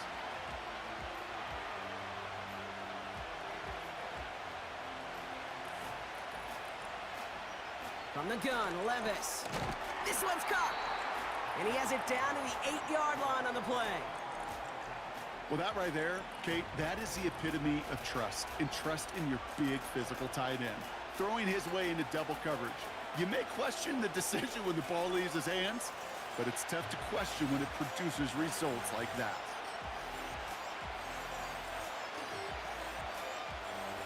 Third and short yardage, Levis. Has it in close. And he's going to score. Touchdown, Tennessee!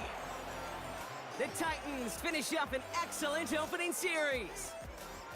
What an outstanding opening series, partner. They just wore down that defense as they marched their way to the end zone.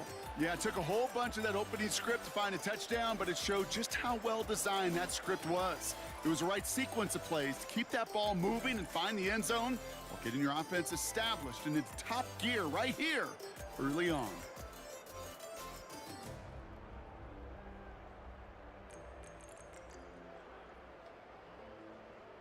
Nick Folk now for the extra point.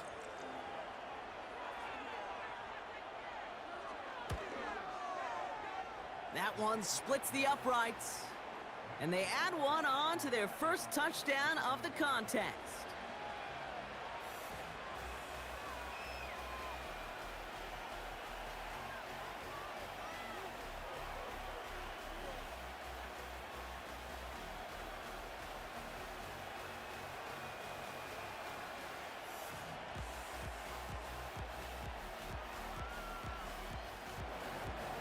Stonehouse now to kick this one away. Set to return, this is Braxton Berrios. In pretty solid field position starting out here, Brock. He's tackled at the 29. So the Dolphins offense headed out for their opening drive.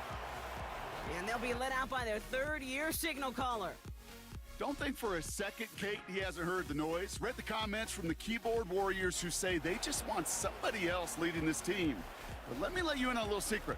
Those criticisms, they can fuel quarterbacks. Make that chip on the shoulder even bigger to prove people wrong and to show I really do belong in this league.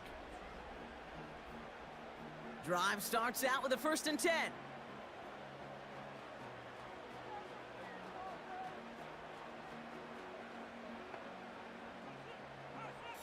Thompson now.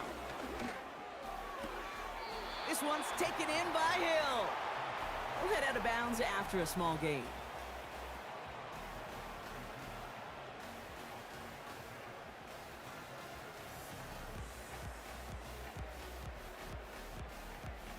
Second down now, 7 to go.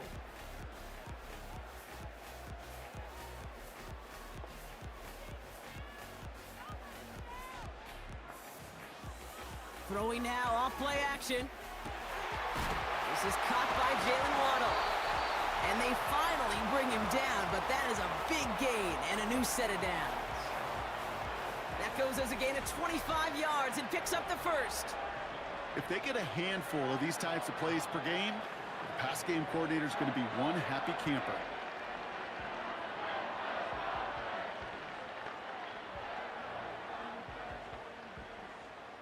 Let's see how they attack this first down, Brock, from the 43. Throwing off the play fake here. Able to find Achane. And he's able to get this down to the 36. It is so hard for these defenses. I don't envy them at all to try to monitor where these running backs are. Are they chipping? Are they delaying their route? He's such an underrated part of their overall passing game. After a good pickup, they've got 2nd and 4.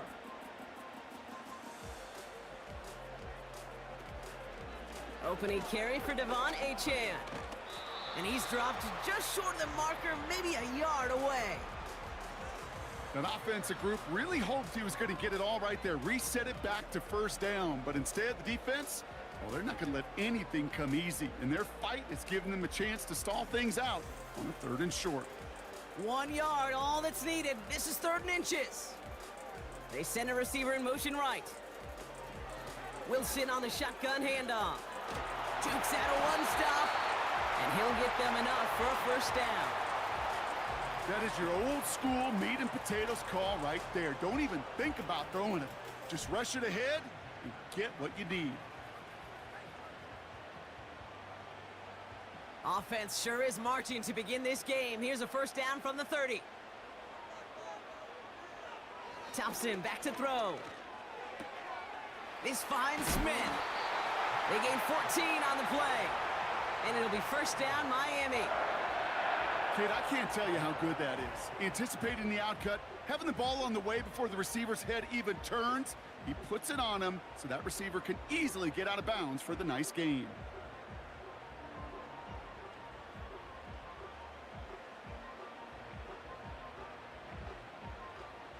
They have themselves another 1st and 10.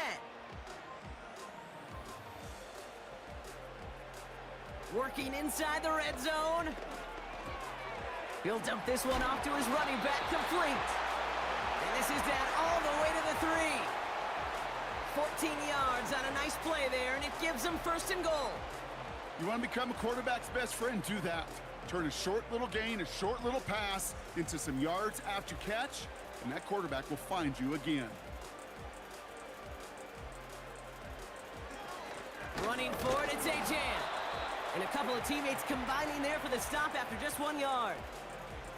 Hey, I get it on 1st and goal, right? A lot of teams like to be conservative and limit risk. Even if a run is stopped short, you still got 2, sometimes 3 downs to play with. Second chance at 6 here. It's 2nd and goal.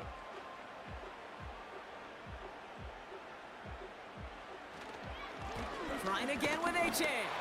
And he gets to the end zone. Touchdown.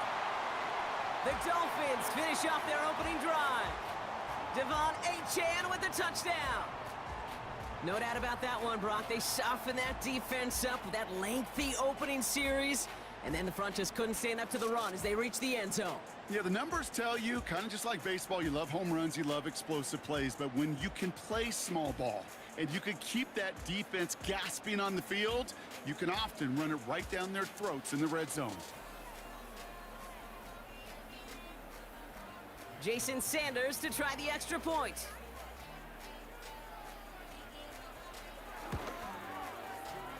That one right down the middle. And we're all tied up.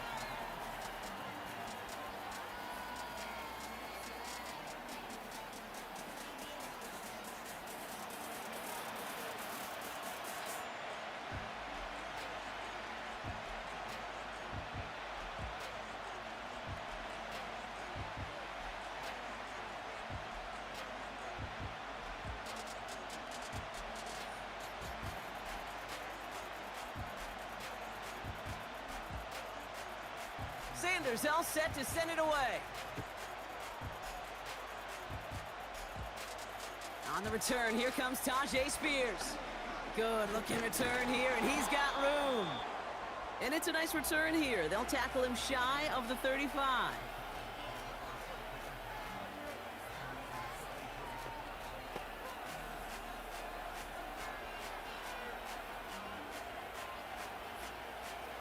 Ball at the 33 for first down.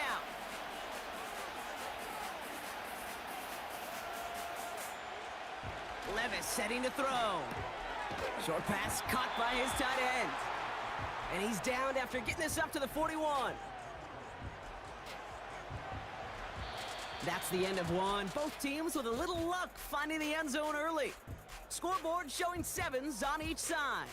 Back to Hard Rock Stadium right after this.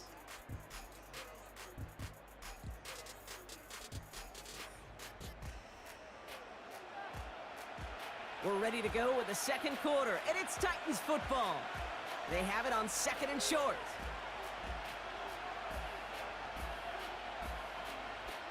Levis from the shotgun. Completed to Pollard. And they'll take him down at the 43-yard line. 2 yards on the pickup. And that'll be a Tennessee first down. A play like this, that's exactly where you want to get him the ball. Right on the outside, where he's got the space and a lot more room to work. Let's see how they attack this first down, Brock, from the 43. Levis. As his man, it's DeAndre Hopkins. And he pushes this down to the 42 before going down. Big gain, 14 on the play. And the Titans will have a first down.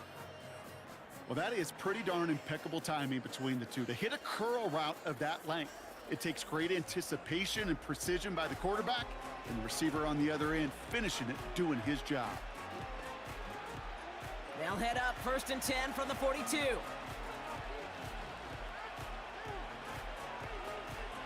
Levis throwing again.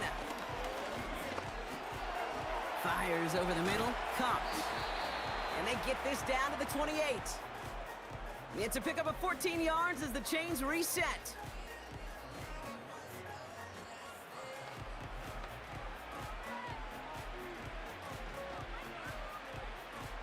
The drive picks up here, 1st and 10.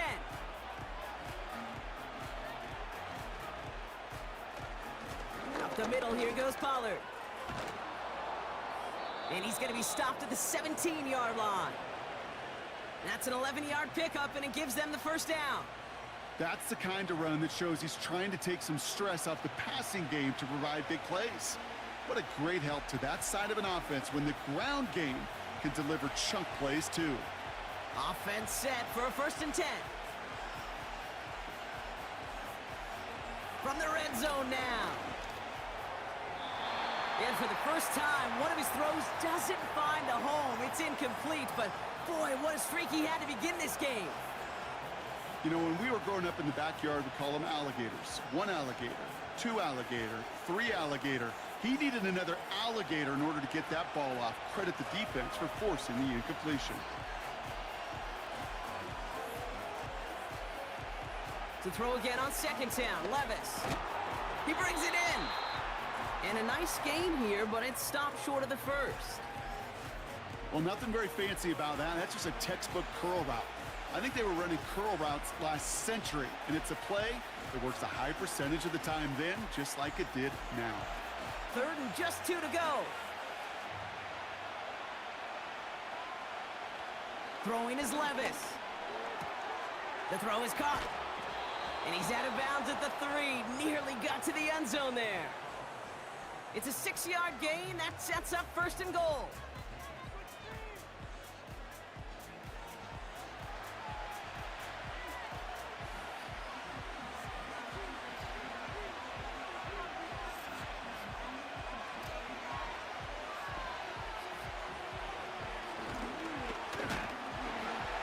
And he takes this one in for a Tennessee touchdown. The Titans take a 2nd quarter lead. Will Levis with the touchdown. Wow, Brock, hard to imagine a more effective play in their entire playbook for that particular spot right there. You know, you get in this red zone, Kate, you want the ball in the hands of the guys you do trust the most to score. In a lot of cases, well, you trust your quarterback, and all he did was add to that trust. Full con now to try the point after.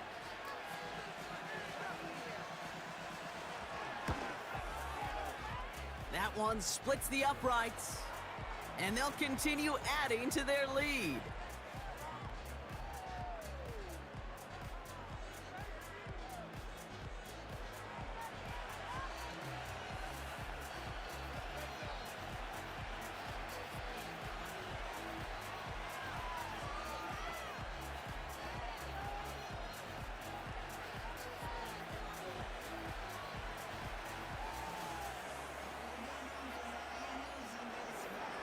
Stonehouse now to kick this one away. To return, here's Raheem Mostert. And a decent return ends as they bring him down inside the 30. So Miami headed out for its 2nd drive of the game. And after the impressive drive we just witnessed, you gotta imagine that they are hoping to respond with something similar. Yeah, and I don't love to use the word can't, right? But this can't be a 3 and out for this offense right here. They got to give their defense a chance to catch their breath and turn some of the momentum in the building. They're out and set, 1st and 10.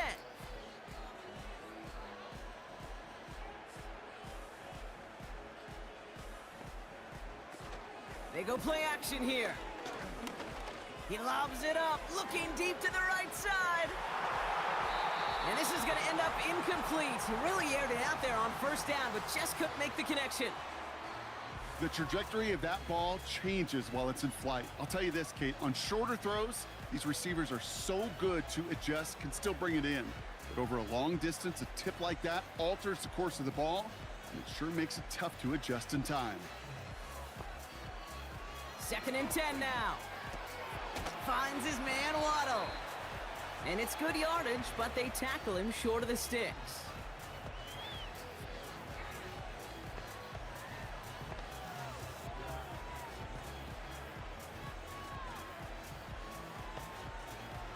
And the Titans opting for a 50B, a nickel set, 3rd down.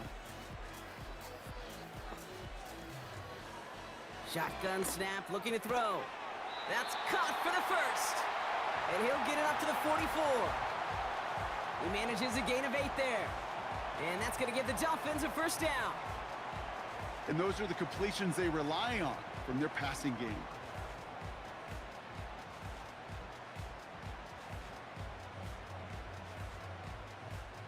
From the 44-yard line now, 1st and 10. They'll throw it again. To the left side, it's pulled in by Waddle. And he's brought down right in the neighborhood of that 40-yard line. It's a gain of 17 on that one. And it'll be 1st down, Miami. Good offenses. Okay, good play callers know how to utilize their personnel. They know where they wanted them. They wanted him in a route in space where he could make that initial play comfortably, but then go to work after. To throw, Thompson. He's on the move. He's running with it. And he'll get this down at the 33-yard line. He made something out of that play for them. Everyone's so concerned with defending the pass, they didn't quite keep tabs on what he was doing as a QB, and it gave him just enough room to run. After a good pickup, they've got 2nd and 4. Here's Thompson. Short pass caught by his tight end. And they can't bring him down until he gets into that red zone at the 19. Give him 13 on that play. And that's going to give the Dolphins a 1st down. You want to start a good debate sometime, Kate? Go in an NFL locker room and ask which position is the best athlete. The big guys, the left tackles will tell you it's them. The corners will tell you it's them. But I'll tell you what, these tight ends of today, the way they can run and break tackles and get in the open field, they truly are some of the best athletes on the team. And he evades any kind of trouble, but only a short gain to show for it after sliding down. That is quarterback play 101. Maybe not the first chapter of it, but man, is that important. Getting downfield, get what you can with your legs, then most importantly, protect yourself. Get down and don't take any extra contact.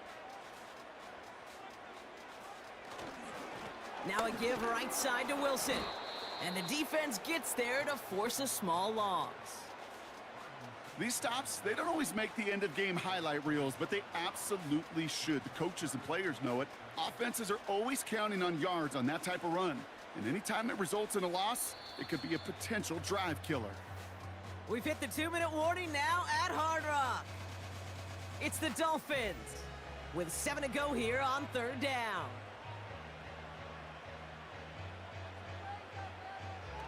Thompson now. This throw is caught. And he'll pick up enough to move the chains. Well, they got him down before he could do any more damage in terms of yards. That's no easy job, mind you, tackling a big tight end. But the main damage had already been done. He kept this drive going by getting beyond the line to gain. This offense in position now. It's 1st and goal. Thompson. The back's got it. And he will score. Touchdown, Miami. The Dolphins earn the chance to tie before halftime.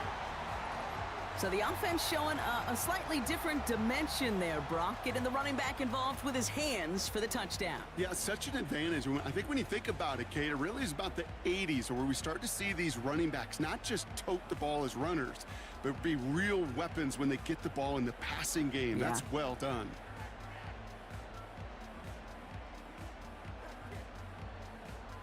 Extra point attempt coming from Sanders.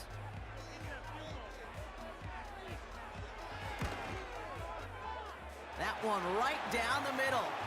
And we're all knotted up.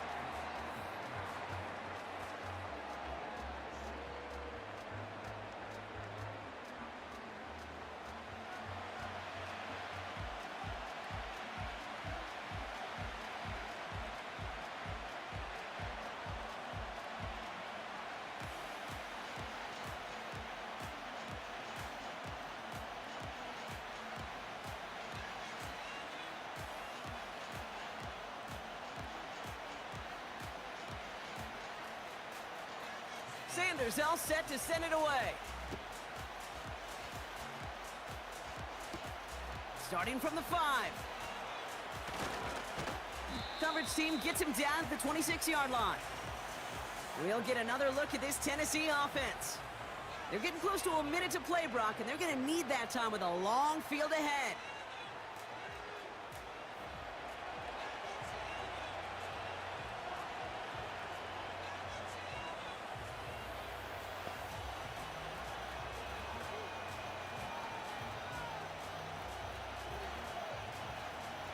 Offense ready to begin this drive. 1st and 10.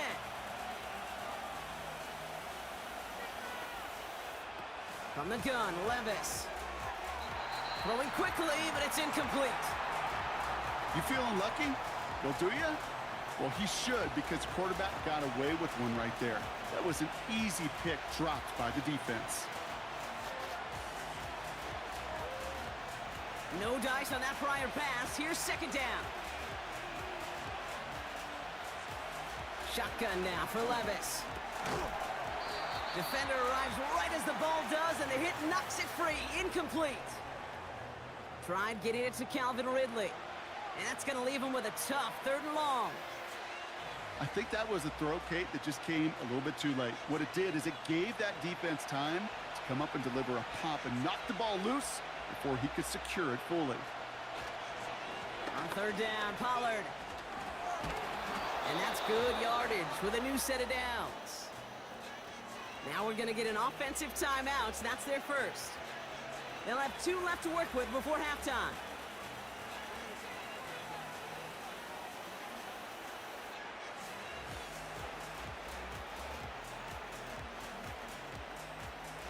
They'll head up 1st and 10 from the 42.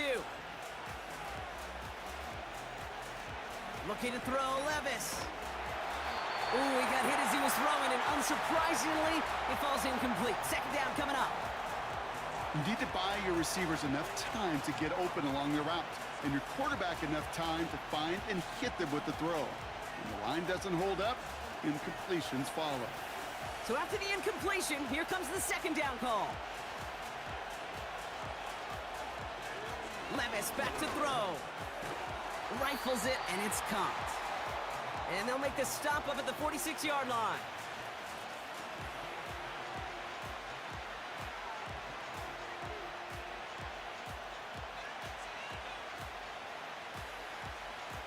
Titans in the hurry up, trying to get this play off fast. Throwing his Levis on 3rd down. Throwing all the way to the end zone here. It's tipped away and it's going to hit the ground incomplete. Defender winning that rep. That brings up 4th down.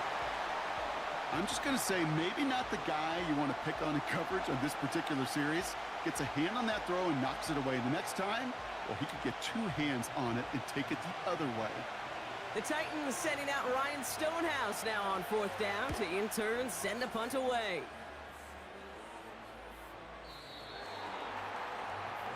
The Dolphins offense returning to the field a final time before the half. Not a whole lot of time left for him to put something together here before the break.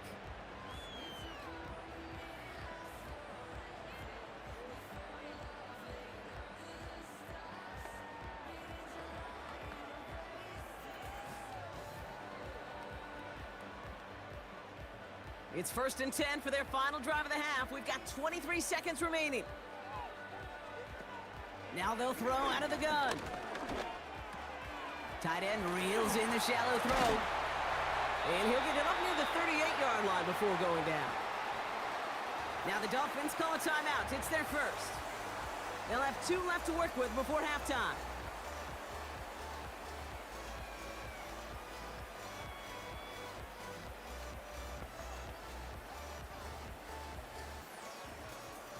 Quite the start to that drive, huh? The first play sets him up now at the 38. Thompson back to throw. Short pass caught by his tight end. And not much doing. He stopped quickly.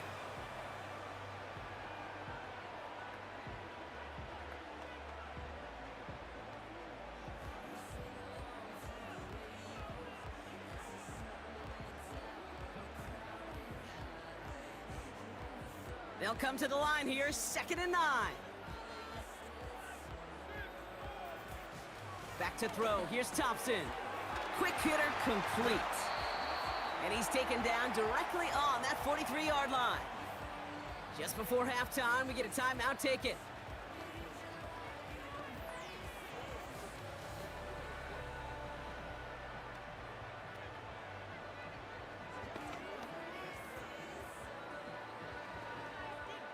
Let's see how they attack this first down, Brock, from the 43.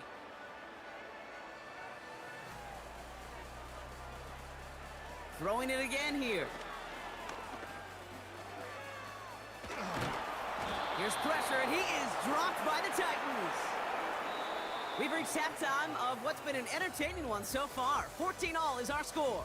Now it's up north to Orlando for a look around the league. We've got Jonathan Coachman and the EA Sports Halftime Report. All right, Kate, thanks very much. Back to you and Brock in a bit. But first, time for our EA Sports Halftime Report.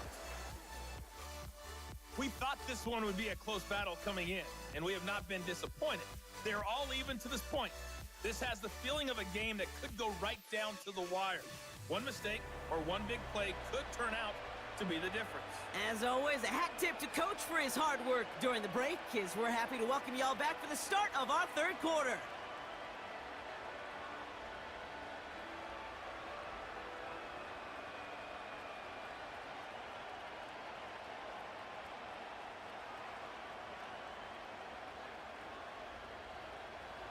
Well, we're set up for an incredible second half, all tied as we kick it away here in quarter number 3. Fielded at the 7. In pretty solid field position starting out here, Brock. He's tackled at the 29.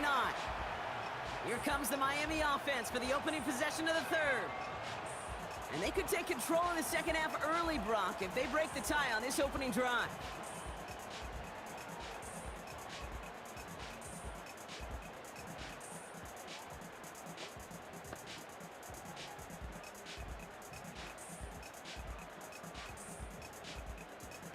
They'll get this drive started. 1st and 10.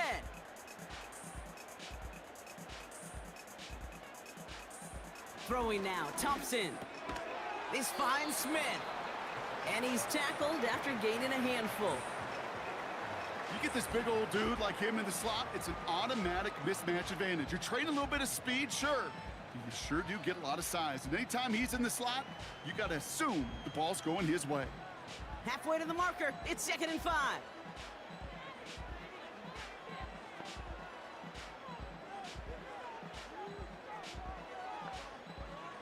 Now he'll throw off the play fake. Down the middle, complete. And they catch up to him, but not until he's got a huge gain and a first down. A pickup there of 33 yards. And it'll be first down, Miami. From a great throw to a nice route and catch to moving the chains, there wasn't a whole lot not to like about that amazing play. So the complexion of this drive has changed dramatically now. New set of downs inside the 35. Fullback gets it behind the line. And he's caught behind the line for a loss. Well, if they were concerned about losing yards, running it on first down, it just happened anyway. Not many passes end in a loss. Hopefully they got a little more aggressive strategy coming here on 2nd down. All right, here we go. 2nd down. Now Thompson to throw. Has a man, it's Achan.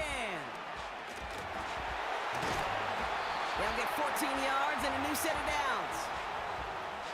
To this day, I can still see the faces of the big guys in the huddle. When you call a screen like that, instead of them just getting knocked backwards, they get to be salesmen. They get to push those linemen downfield and then tee off and go hit somebody like they did right there.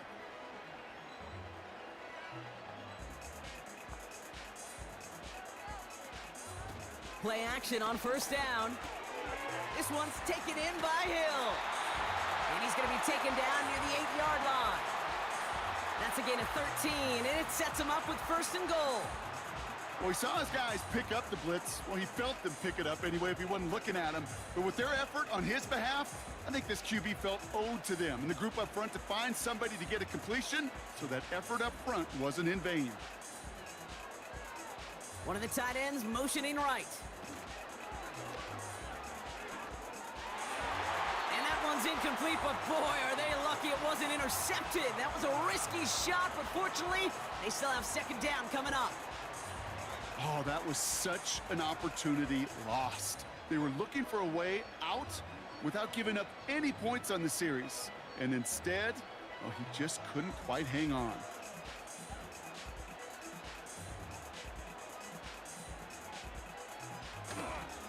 A give to Wilson up the middle. And he's able to take this one in for the touchdown. The Dolphins take the lead right away in half number 2. They kept it on the ground as opposed to airing it out, and that time, well, Brock, the ground game paid off. Well, these great rushing attacks down here that could score rushing touchdowns, it takes the whole party getting involved. Yeah, the burst of the running back was tremendous. How about the launch of his blockers right off the line of scrimmage? That's a touchdown the entire way, and it took the entire group offensively.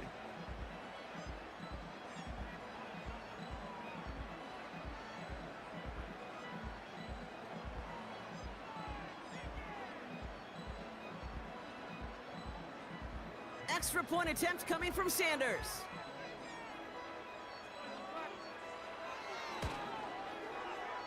That one splits the uprights, and they'll continue adding to their lead.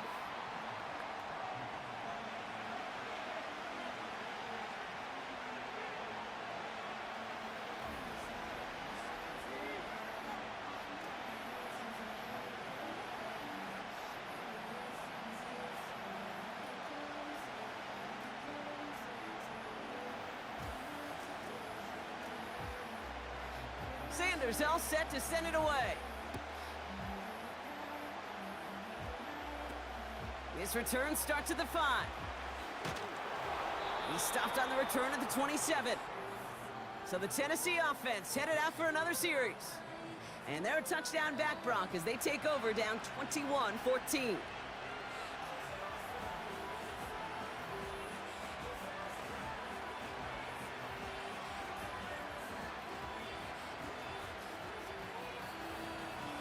And the drive will start out with a 1st and 10.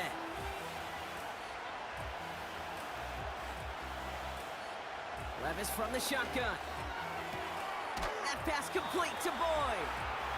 And he crosses the sideline a yard or 2 beyond, looks like the 30.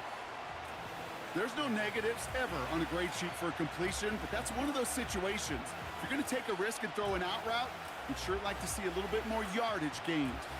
Halfway to the marker, it's 2nd and 5. From the 31. And he's tackled for a short gain.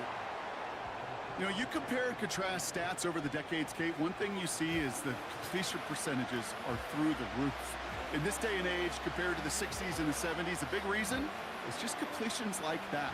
Utilizing every one of your eligible receivers that time, a running back in the flat. They run once more with Spears. And he won't salvage that. It's a loss on the play.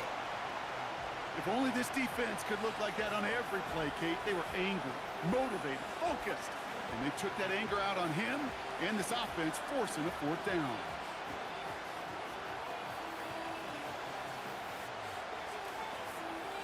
Here comes the Titans punting unit. And he wants to hit his second effort just as well as he hit his first. Ooh, this was not hit well, and it's headed for the sideline. So this one not hit the way he wanted there. They're going to say it went out short of the 40. The Dolphins and Skylar Thompson just about ready for their next drive. And he'll be happy to keep letting it fly as much as he has all game. Look at these numbers. They show just how effective he's been in captaining this offense.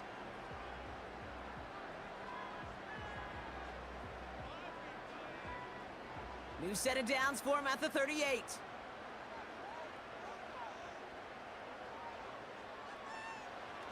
They go play action on first. Cut by the open man. And he's out of bounds inside the red zone, short of the 15. It's a gain of 21 yards to pick up that first down. You know, Kate, you'll find teams go to this crossing route concept sometimes a dozen times a game. A lot of times it's for shorter yardage, but sometimes things break in the right coverage for a much bigger impact play, just like that. From the red zone now.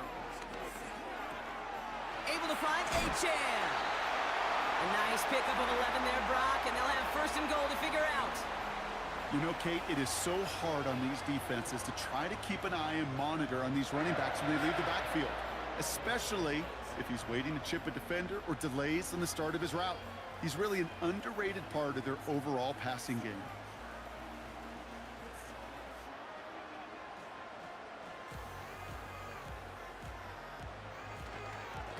Straight ahead, it's Wilson. And he's brought down for a loss. I know from the position of the quarterback, Kate, sometimes you hand that ball, you put it in the belly of the running back, and you send him right into the teeth of a buzzsaw. You can feel it from the jump, and that call from the defense, well, it came at the perfect time. It's second and goal. Running back sent in motion left. To throw, Thompson. Quick slant complete. And he's brought down real close to that goal line at the 1. Good luck defending that short yardage slant. Just not going to happen. There's a reason this is a go-to play for just about any quarterback in every situation. So now, here's third and goal.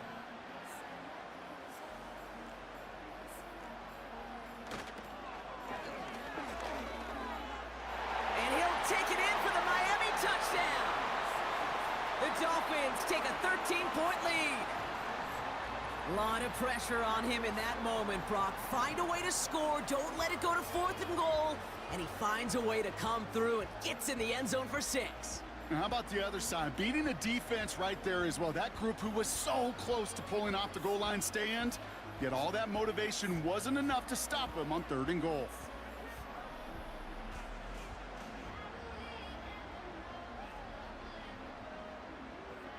Extra point attempt coming from Sanders.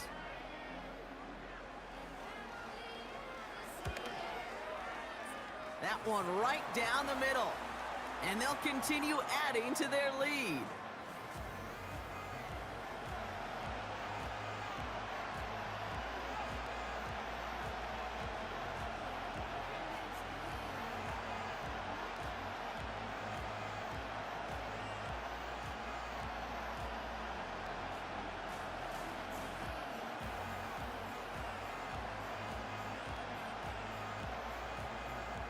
Sanders all set to send it away.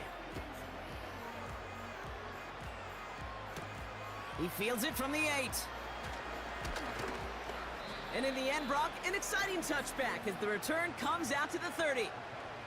Out come the Titans for another offensive possession. They were only on the field for 3 plays their prior series, Brock. Let's see what changes they make to take over here.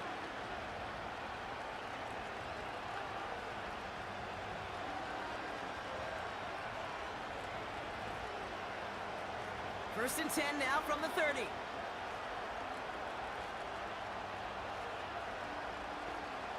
From the gun, Levis. Boyd hauls it in. And he's going to bring it up to the 40-yard line before he stops. They get an even 10 on that play. And that'll be a Tennessee first down. There's no routes on the old proverbial route tree, Kate, that takes more trust than throwing an out route. You're throwing it to a spot and believing your guy can get there. Levis here on first down. And they touch him down. Looks to be about 4 yards short of the 6. That's what you call efficiency. Exactly what you're looking for on first down. Textbook It sets up second and very manageable, and it creates that space if you want to take a shot downfield. After a good pickup, they've got 2nd and 4.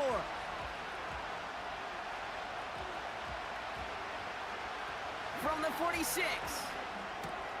Pass caught by Ridley. And he's tackled with the first down yardage.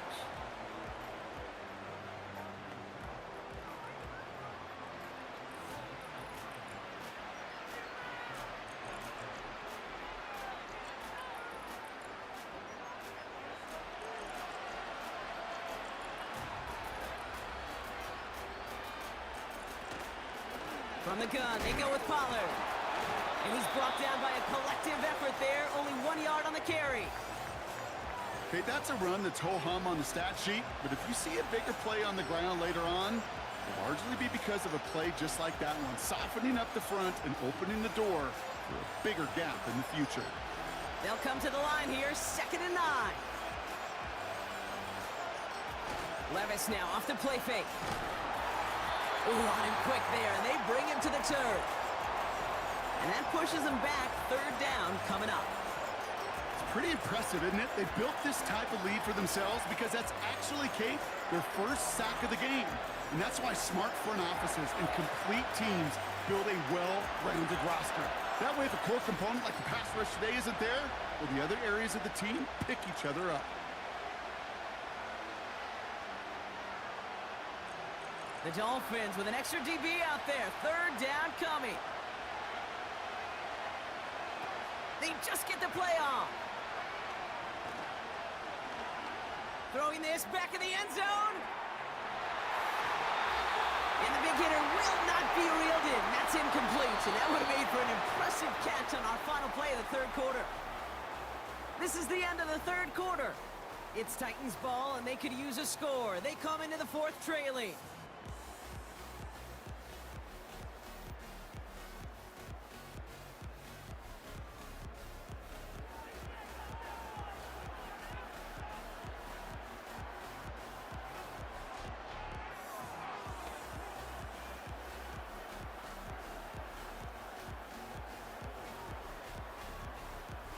Punting unit out now. Ryan Stonehouse will kick it away.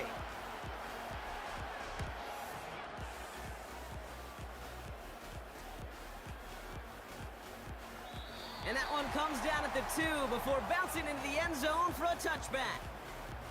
Miami set to take over once again on offense. They're up by 2 scores, Brock, but we've got some time left, so they still need to mount a drive here.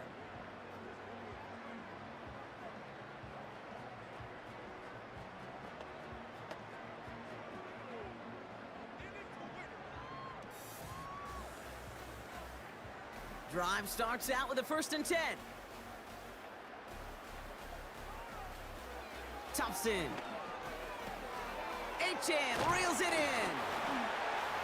Has some daylight through the 40. Keeps himself upright. And he will score. Touchdown, Miami. The Dolphins have likely locked up the win right there. Devon Achan with the touchdown. Hope you weren't settled in to call a long drive there, partner, because it only took him a matter of seconds to go all 80 yards and hit pay dirt. Are you kidding me? I love big plays just like everybody in the building loves big plays, and it took all of them, the guys up front doing their job, and certainly the playmakers to finish it. Extra point attempt coming from Sanders.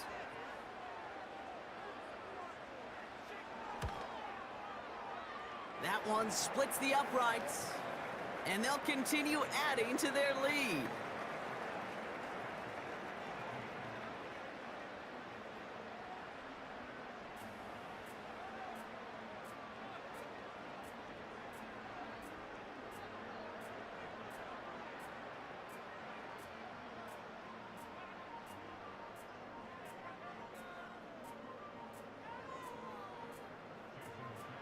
Sanders all set to send it away.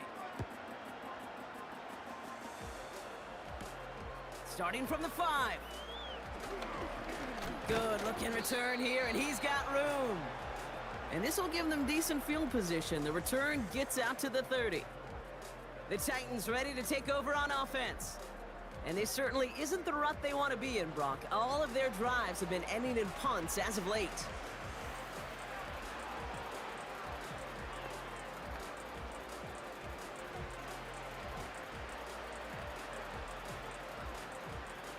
First and 10 now from the 30. Shotgun now for Levis. This one finds Boyd.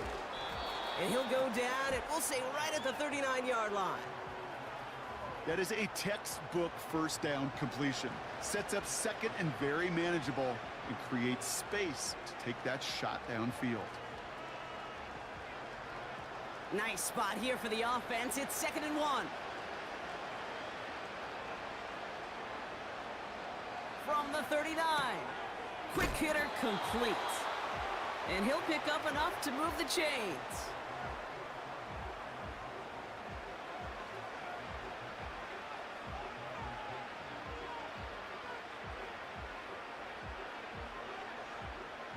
Football on that 47-yard line, first down. Out of the gun, they'll look to throw. This is brought in along the sideline. High degree of difficulty for a short gain.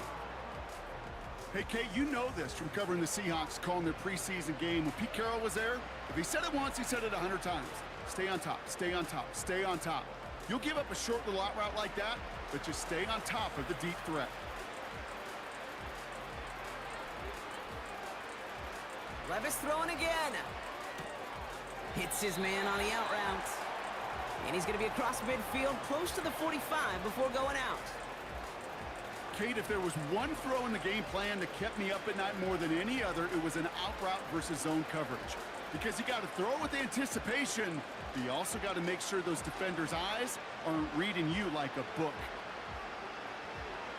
3rd and short yardage, Levis. Here's the throw on the out route, complete. And he's going to be brought down after reaching the 43. All you can do is shake your head sometimes. Sure, the pass play works, but they come up just an inch or two short for the first down. Only need the length of the football. It's 4th and inches. They'll go, it's Pollard. Strong running inside the 30. And he has it down to the 26-yard line. One of their best play calls of this game, Brock. Nets them 17 yards on 4th down and gets them the first. That's a dream come true right there as a play caller, Kate. You leave the offense out there on 4th and inches. You try to pound it forward just to move those chains.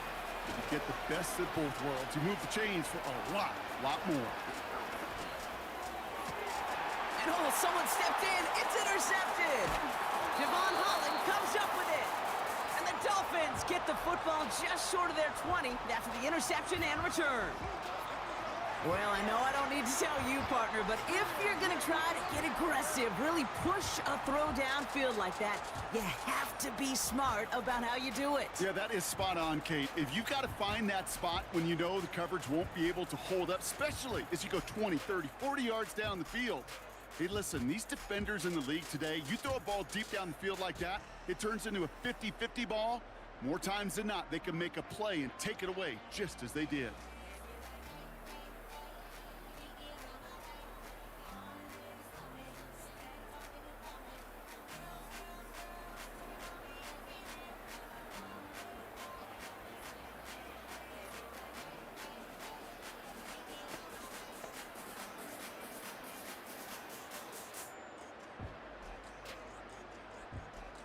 They're out and set, 1st and 10.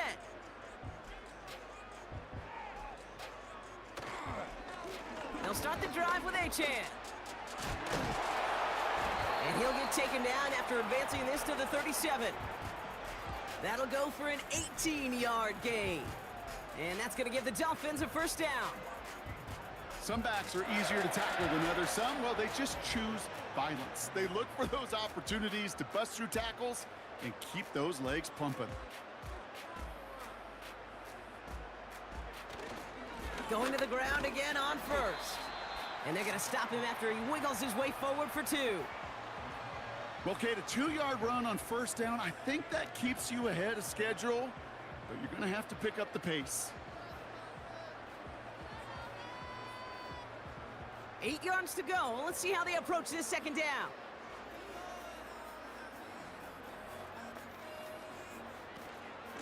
A-chain again. Escapes a defender. And he's going to go down right along the midfield stripe. Give him 11 yards, Brock, and a fresh set of downs. Offensive coordinators tell us all the time, big runs only happen with coordinated efforts. Great block in the spring of guys hitting blocks downfield and a back who can show off his wheels.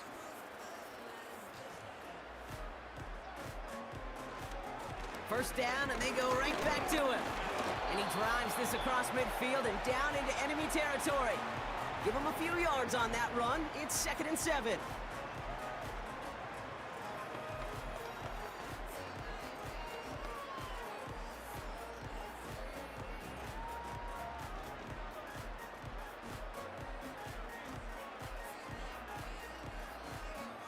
They send him left out of the slot. They'll run. It's Wilson. A 7-yard pickup, and it moves the chains. I think with that call, they were trying to set him up with a short 3rd down run, but he said, nope, not on my watch. I'll just go get it all right here. Now, playbook's wide open for 1st and 10. New slate of downs to approach here from the 40.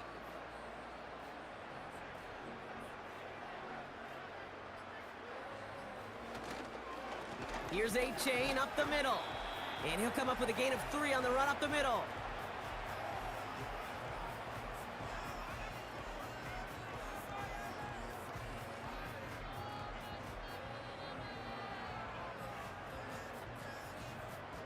Second down now, 7 to go.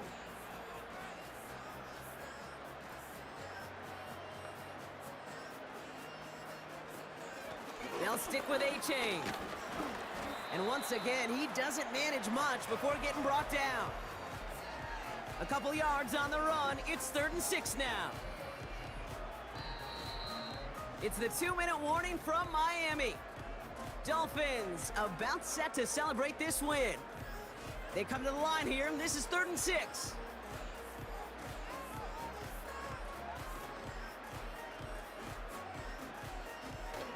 Now he'll throw off the play fake.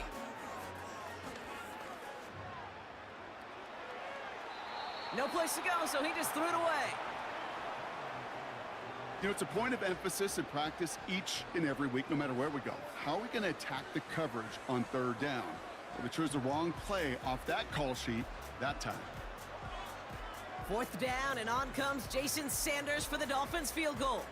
This a 52-yard attempt from the left hash. A big kick is no good. It's well to the left there. And the lead does not change. It's still 21 points.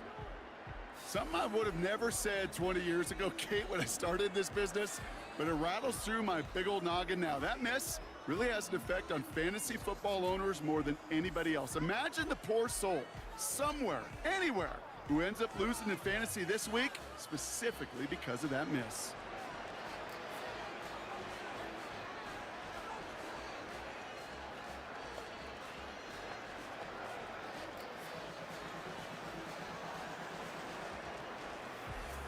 Good starting field position for the Titans. They've got it, 1st and 10.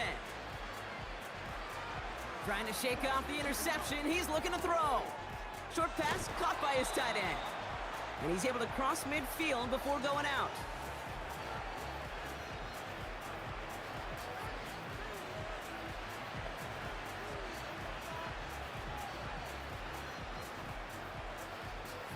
Nice spot here for the offense. It's 2nd and 1. Levis from the shotgun. That pass complete to Boyd.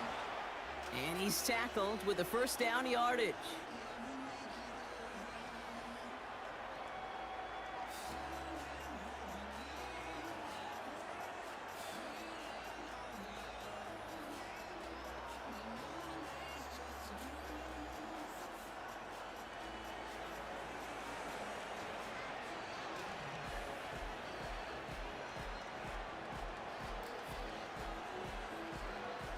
Now Levis.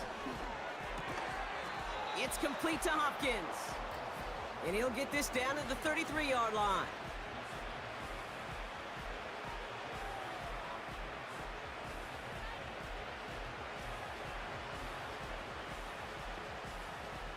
keeping that pace going as the clock continues to run. From the 33 on second down. Throw reeled in by Hopkins. And he pushes this down to the 22-yard line. Tennessee calling its second timeout now. And they can take a moment to try to build more momentum after getting the first.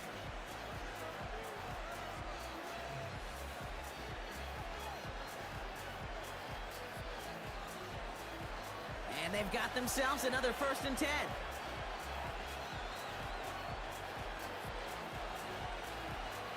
Levis. This one's caught. And they have this down to the 11 before being marked down. It's a pickup of 11. And the Titans will have a 1st down. I'll tell you this, you don't want to make a living throwing into double coverage, but double coverage and still finding a way to beat the defense and haul it in. That's not a situation many players win, and a lot of quarterbacks willing to make that throw and trust their receiver to get it done. You know, quarterback's going to count on 99 of 100 times completing that short, simple route to a tight end, but even the shortest and simplest of throws will find a drop at some point, too. Couldn't connect on first. It's 2nd down. Still sticking with the passing game. And he won't get it there. Defender finds a throw and breaks it up. Tried getting it to Calvin Ridley. So they're left facing 3rd and long. Well, Kate, that wasn't a fast enough break for the interception, but it was good enough and a good enough break to break on the ball, get a finger on it, and force the incompletion. Throwing is Levis on 3rd down. And through the back of the end zone and out of bounds. Quarterbacks, well, they're a lot like sharpshooters in the NBA. Sometimes they're just going to miss. You've got to shake it off and keep on firing. 3rd down pass didn't work, but the offense staying out there on 4th. On the play fake, it's Levis. And it's going to be incomplete. Couldn't connect to extend the drive. So the defense rises to the challenge and gives the ball back to their offense. Hey, I get it, it's already over, but go down swinging. Unfortunately, that play, like so many of them today, Kate, has been pretty indicative of how this contest has gone. The Miami offense headed out there now. And taking a look at these highlights, Brock, just a reminder of the type of game that they have had throwing the football. It really has been the key to their success. Yeah, they've just not only stayed on schedule here, Kate. Man, they've made some music, right? Great rhythm. Yeah. Not just ahead of schedule, but huge plays that follow. We've seen a lot of different looks and wrinkles throughout this performance, and it's been a joy to watch.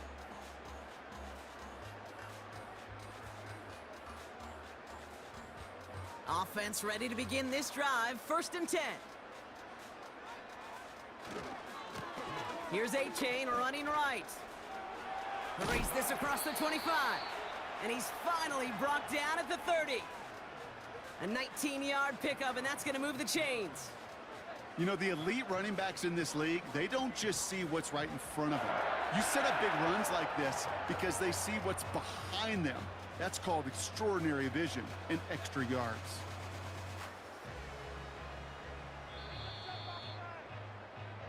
So it's fins up as the Dolphins take the win at home. And it's not quite a full game shutout, Brock, but keeping that other side off the board in the 2nd half, that sure went a long way towards securing them this win. Made things a lot easier for everyone else to operate in the closing stages of the game. So for Brock Ewart, our incredible crew, everybody here at EA Sports, I'm Kate Scott signing off. We'll see you next time.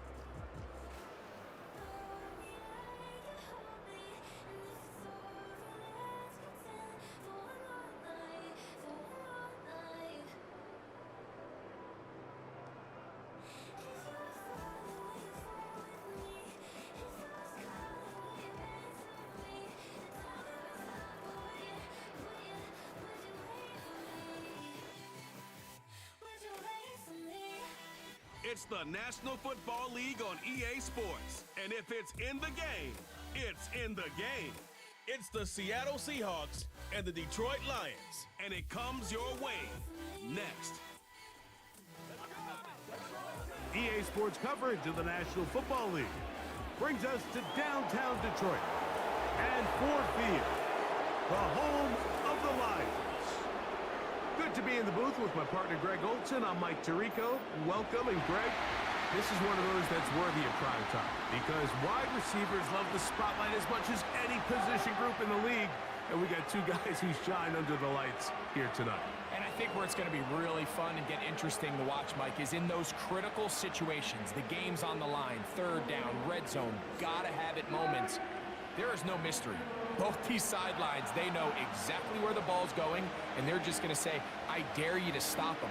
These are two prime, elite wide receivers in the National Football League. Night game, prime time, they're looking to put on a show. The punter, Jack Fox, handling the kickoffs. And off we go from Ford Field. On the return, it's LaVisca Chenault. And their drive will begin at the 30-yard line. The Seahawks come on, and that means it's Geno Smith. What a story he's been. Real turnaround here in his 12th year now in the NFL. Came out to Seattle, backed up Russell Wilson the last 3 years. Greg, he has been the starter, and he runs this Seattle offense now. You just can't say enough about Geno and his turnaround over the last couple of years, Mike. I mean, many thought he was destined to just be a career backup and just play out the rest of his career. And when things didn't play out at first, instead of just listening to those doubters, he just kept working on his craft. And next thing you know, he gets an opportunity with a new team, makes the most of it, and he's now solidified himself as a bona fide franchise quarterback in this league. 12 yards on the gain. That's good for a quick first down. I'd like to see them do a better job here the rest of the game, Mike, just disguising the coverage from the pre-snap look to the post-snap look. And what I mean is, when you have a quarterback at this level and what they see before the ball's in their hands is the exact same thing they see once they do get the ball, everything is just so much easier for them to process.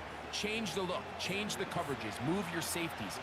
Make the quarterback have to process with the ball in his hand. A good spot here, 2nd and a yard. They'll run it for the first time. Here comes Zach Charbonnet. This offense, they're not interested in taking the deep shot here. 2nd and short, the way they're running the ball, pound the rock, reset the downs, and just keep the drive alive. So they come to the line for first down and 10. To throw, Smith. And he can't hang on through the contact. It's incomplete. What a good job defensively to meet him just as the ball was arriving. And it'll be 2nd down. Up until that incompletion, they've done a really nice job on this drive, Mike, picking up fresh sets of downs. And typically, throwing the ball on first down is a great way to do it. It's actually the easiest down in football to operate in. But now they find themselves in 2nd and 10. Do you keep it in the air and try to get the first down here? Or is the idea to just make third down manageable and take your chances picking up a key third down?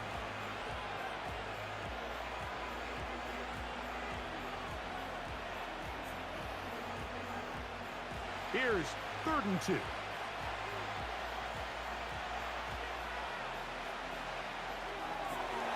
Once again, right back to Lockett. He's going to have that first down, gain of 6, as they convert on 3rd down. Offensively, landing a lot of body blows on this drive, Mike. Just the ability to steadily march the ball downfield and remain so efficient, both run and pass. As they continue to wear this defense out, they have to find a way to end this drive with points. Anything short of that would be a bit of a letdown. And the rush gets there. He'll be tracked down.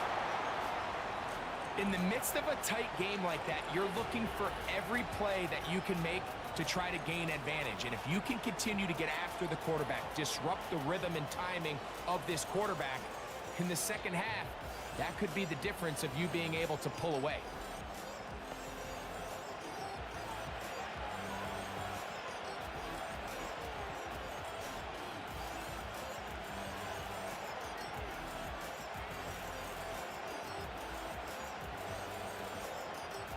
Work to do now as they come up on 2nd and long. Play action now. It's Gino. He'll get this to the veteran tight end, Noah Fant. And they're going to be set up in the red zone. They've got it inside the 15. These crossing concepts are frequently used, Mike, throughout the entire game, all across the league. And what it does is it creates a lot of natural rubs. You run out the backside of the defense and rely heavily on the yards after the catch, and it's exactly how they're able to pick up this big game. Smith will give it to Charbonnet. And he'll get forward for a couple. It's 2nd down.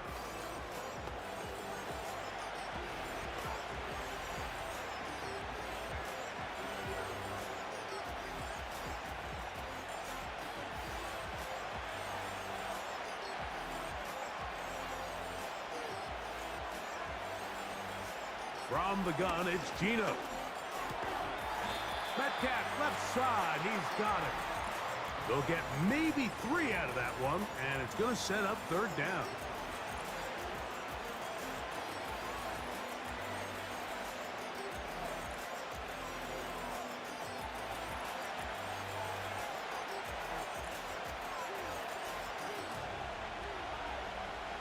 Working out of the gun, Smith.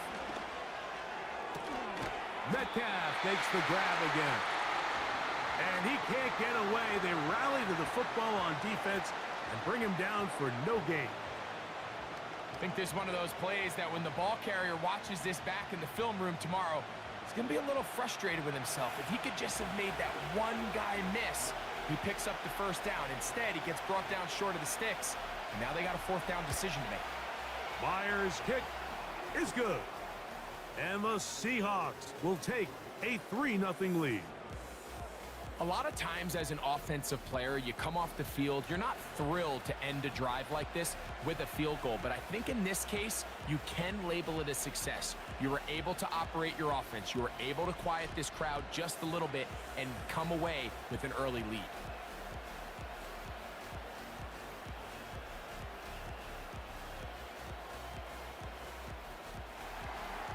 Three points on that opening drive. We'll see the response as the kick's away. From the 6, here comes a return. And he's brought down right at the 35-yard line. The Lions, led by Jared Goff, chanting his name during the playoffs in 2023 in Detroit.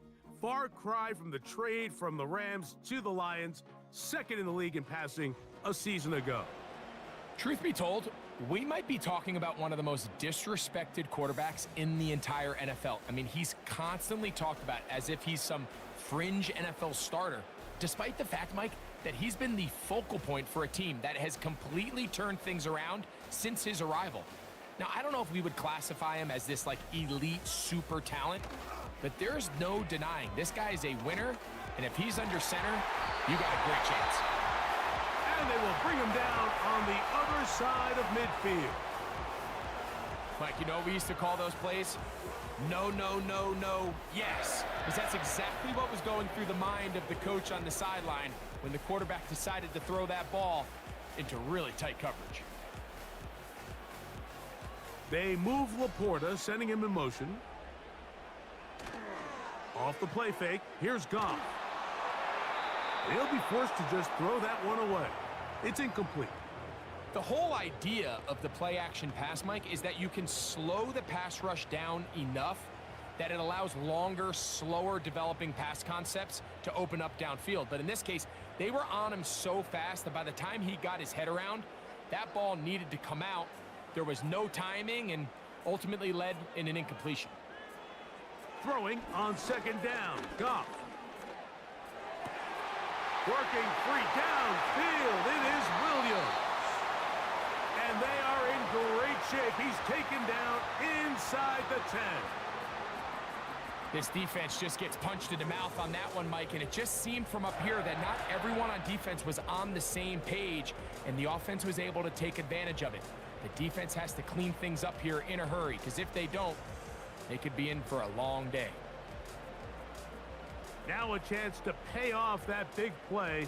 They have it 1st and goal. Here's Gibbs. Only a yard there. Tackle made at the 5. Here comes 2nd and goal.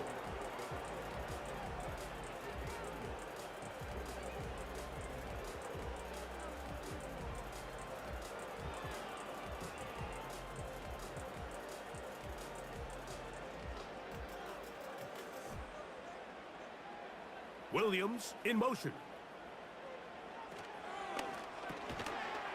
And he'll take it on in. Khalif Raymond. Touchdown, Detroit.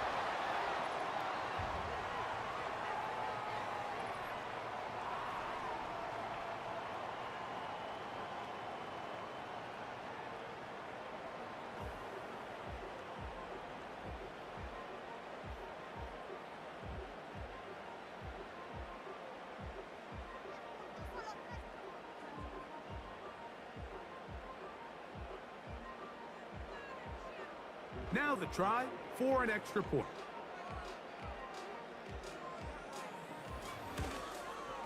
He knocks it through.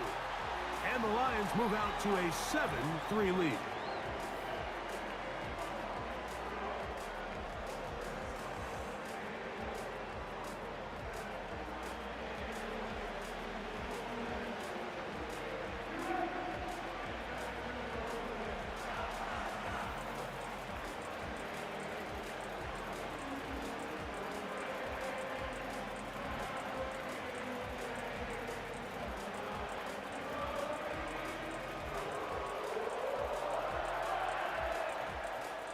Both teams ready to go once more as the kick's away.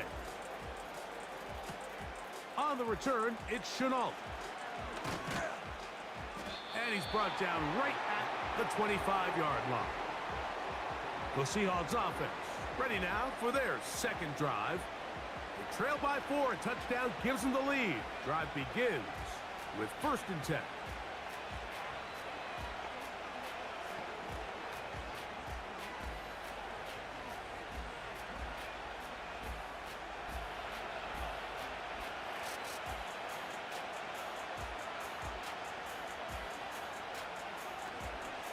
Starting this drive on the ground, here comes Charbonnet. And not a whole lot there, up to about the 25.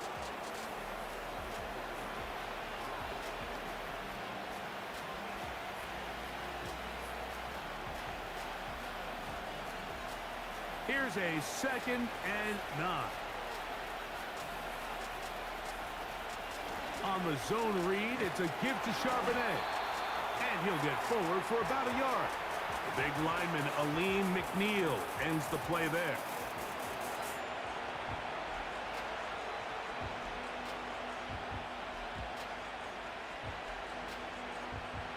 We're going to try to pick this up on 3rd and 8. From the shotgun, Smith. Off balance throw. It's complete.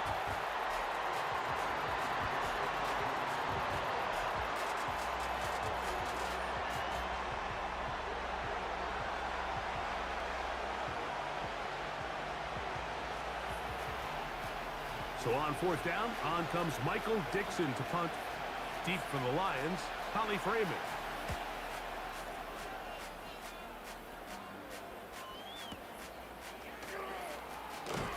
And no chance to turn upfield. He's forced out of bounds after a very short return.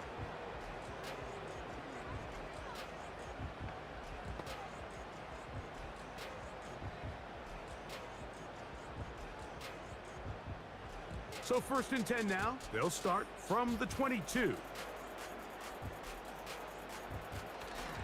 On the ground to start, they give it to Gibbs. Up the sideline at the 35. And he'll be taken down, and that's going to do it. That's the last play of the 1st quarter.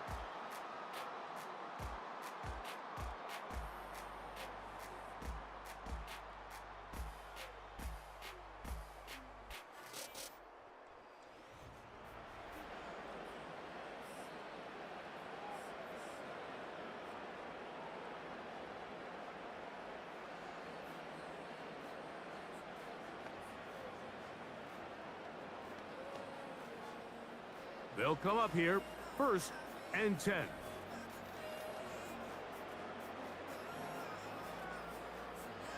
Out of the shotgun, it's Goff. This pass complete to Raymond. And he's down inside the 40-yard line. This is what every offense looks to do, Mike. They want to attack the middle of the field. That's the most valuable real estate in football. And oftentimes, that's where the chunk plays come. Give it to your receiver on the move and let them do the rest.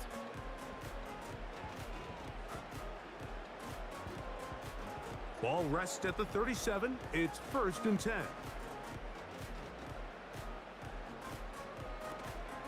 Goff gives it to Gibbs. Woo! And they bring him down, but not until they get inside the 30-yard line. This is already a little better than the first time they had the ball, Mike. Remember, opening possession, 3 and out. Showing some signs of life here now. Nice pick up there by the back to pick up the 1st down.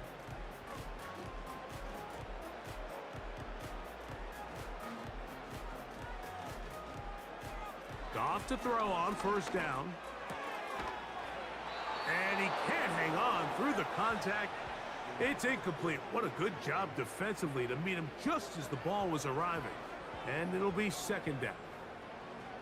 Well defended there. The quarterback's trying to attack this defense outside the numbers. Those really wide angle throws near the sideline sometimes can be very hard to defend. So give a lot of credit to this secondary.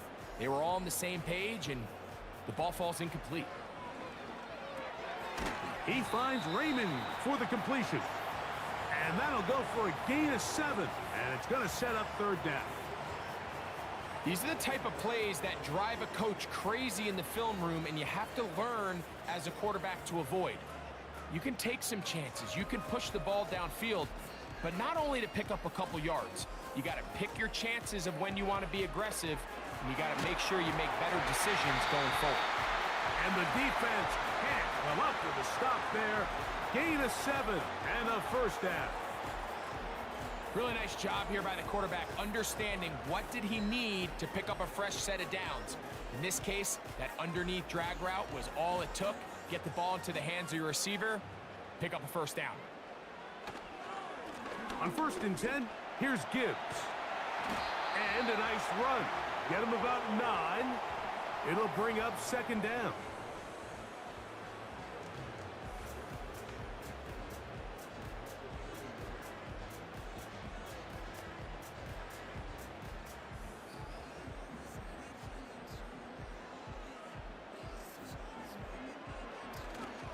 They'll run with Gibbs. And he will fight his way to the end zone. Jahmyr Gibbs. Touchdown, Lions. Taking care of business on the ground to get the score. And, Greg, the big guys up front, they deserve some praise on that one. Absolutely, Mike. And it really only takes one guy to distort the defense and win his block. But in this case, give credit to the entire unit. They did their job, and they reward their offense with a touchdown.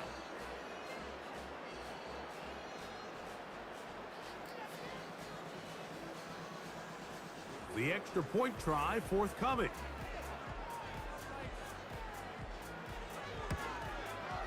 The kick is good.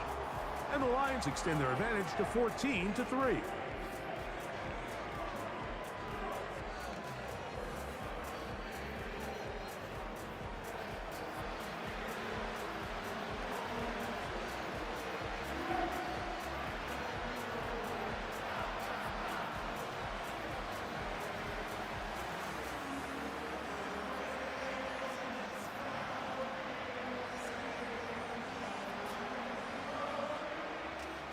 The kickoff team is out on the field, and we're back to it as the kick's away. On the return, it's Shenault. And he'll be brought down just beyond the 25-yard line.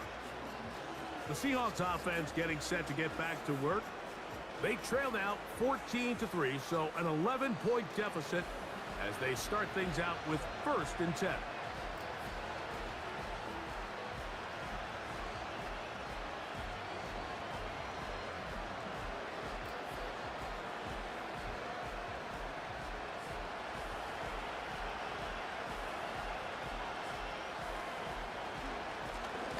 give to Charbonnet. And he'll be taken down up at the 40-yard line. Up until that run, this first half, it's kind of been tough sledding here for this run game. They'd love to see him get going. That last big pickup's going to go a long way. They'll come up 1st and 10 at the 40. Off the play fake, it's Smith. And that is brought in. And he will go all the way. Jackson, Smith, and Jigba. Touchdown, Seattle. A beautiful combination in the air there. The pass downfield and bringing it the rest of the way into the end zone for the touchdown. And it's really just a great route, Mike, and then a beautiful throw. The accuracy of the throw is what allowed the receiver not only to secure the catch, but then be able to turn it up and finish the play and find himself in the end zone.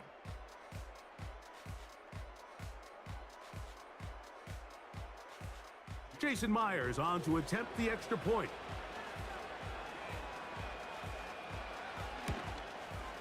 He's got it. And the Seahawks are back within 4. It is 14-10.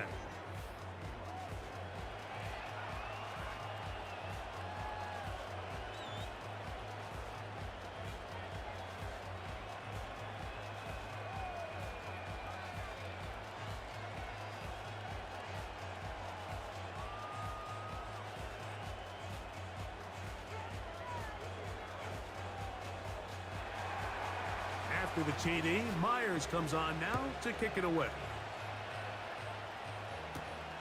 This one taken at the 7. Yeah! He'll get this up to the 28-yard line. Nice place for the drive to start.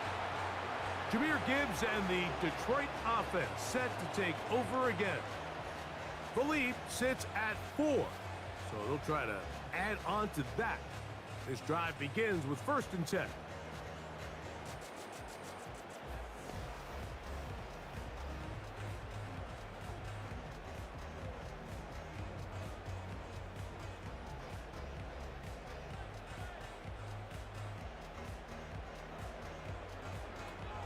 From the gun, it's Goff. Throwing left side, and it's taken in by Williams. And that keeps him ahead of schedule. That's a 1st down completion of 7 yards.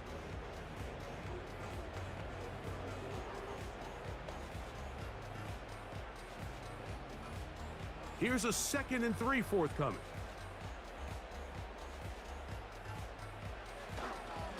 A run up the middle, it's Gibbs. And he'll be close to a 1st down. A gain of a couple as they mark him just short.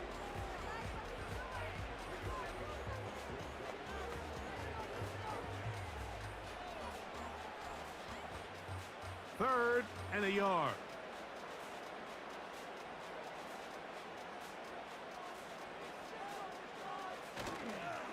They'll go play action with Goff.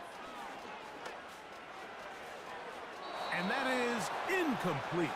Amon-Ra St. Brown, the receiver he was trying to target. And now it's 4th down. I'll tell you what, Mike, considering how this offense has played in the first couple possessions, I'm surprised that one wasn't completed. It seems like that's the first miss of the game. Continue to push the ball downfield. Continue to build on this momentum because so far they've come out hot in this one.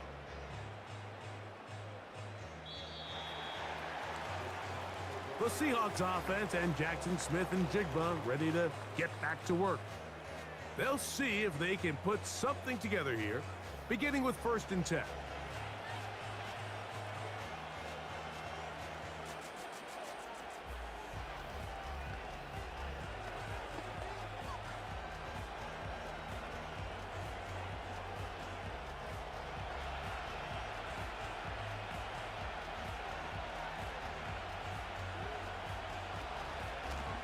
They'll run it out of the gun with Charbonnet.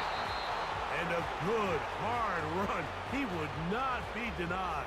Surging forward to pick up 8.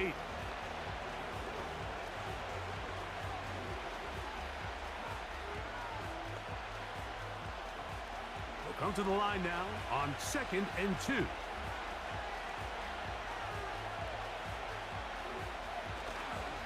They go play action with Smith. It'll be Smith and Jigba bringing it in. Remember, he had the touchdown catch the last time they had the football. Here, he's got a first down. It's pretty evident, Mike, when a quarterback and his wide receiver are operating on the exact same page. The anticipation, the timing, the accuracy of both the route and the ball. And when they're working together like this, that's the definition of teach tape. On 1st and 10, here's Smith. Nowhere to get away, and he's going to go down. The offense goes from feeling really good about the previous play with a real nice pickup to then on the ensuing play ending up going the complete opposite direction. Really nice job here by the defense immediately getting back on track. What do the coaches say? Just play the next play, and that's exactly what they did.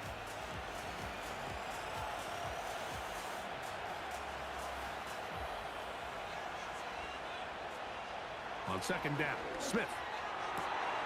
Outright, Smith and Jigba has it. Well, they'll get some of the sack yardage back, but it's still going to leave them with 3rd down. I'm not sure what was the more difficult aspect of the play. Winning his route versus man coverage or catching this pass, because that quarterback, he put a little extra sauce on that one to get it there on time, and he's able to secure a really nice catch. From the shotgun, it's Smith. In trouble, and down he goes. Sometimes you just have to know when the play is over and live to play another down. He has pressure coming right at him, and instead of just throwing the ball away, he tries to escape, he tries to get creative, and he ends up losing a lot more yards than he should have.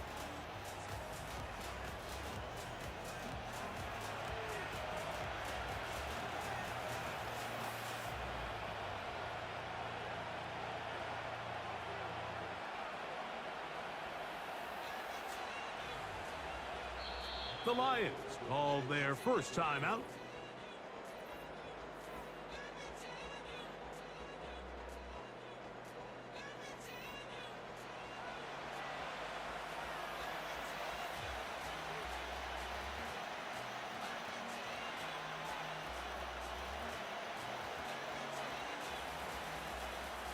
Here's Michael Dixon now. He'll punt for the 2nd time, looking to hit another good one.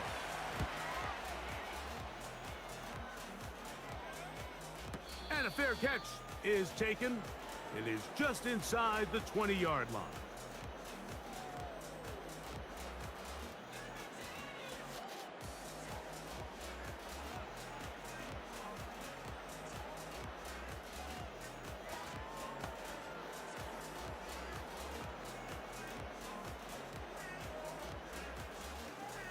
Set to go now on 1st and 10. Goff to throw. Catch is made by Wright. And they'll get about 4 here as he is taken down. Defense does a nice job here initially using zone coverage to take away the middle of the field. That's the most valuable real estate in football. Quarterback gets off his first read, sees some openings to the sideline, and him and his receiver are able to connect. Brought in by the tight end, Sam Laporta. And they will bring him down on the other side of midfield. And this is why most teams, Mike, decide to take the ball first after the halftime break, because they want to be able to control this middle 4.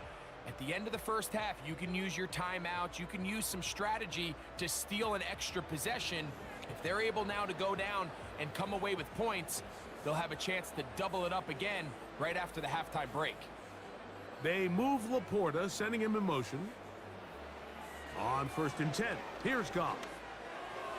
And that's going to wind up incomplete. Throughout this entire game, we've really seen this quarterback operate very efficiently, not only being able to spread the ball to multiple playmakers, Mike, but really complete a high percentage of his passes. So can't let that last incomplete break what's been a really nice rhythm so far.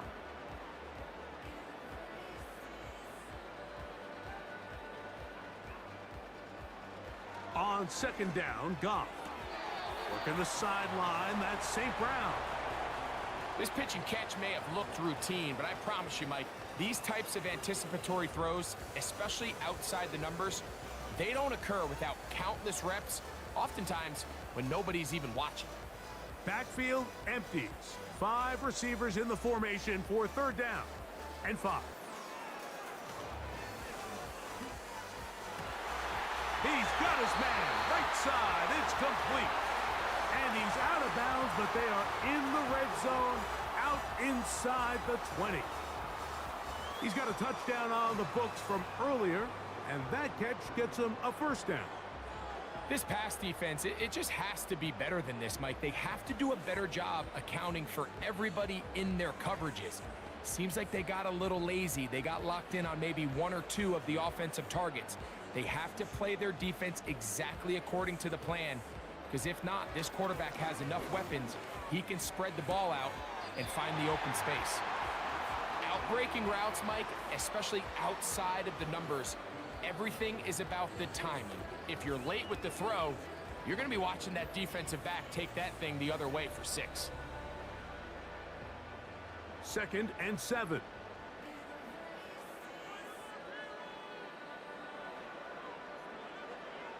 Throwing, Goff. Catch is made. That is Williams. And the Lions are going to have a 1st and goal coming up. They try to finish off this drive with 6 points. Now Detroit's going to use their 2nd timeout.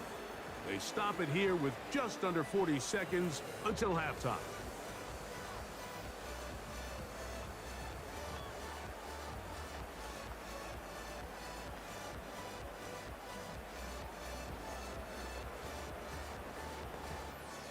From 6 yards out, it's 1st and goal.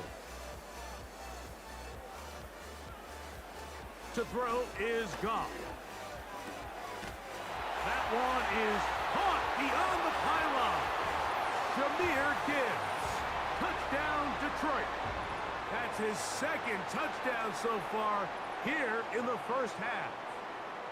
The quarterback, with all of his eligible receivers available, uses the back out of the backfield that time, Greg, to take it to the end zone. And when your running back, Mike, is a valid threat in the passing game, man, it just gives you so many options. And in this case, it was the running back that was the open target. He's able to put the pass on the money. Easy 6 points. The PAT, up and good.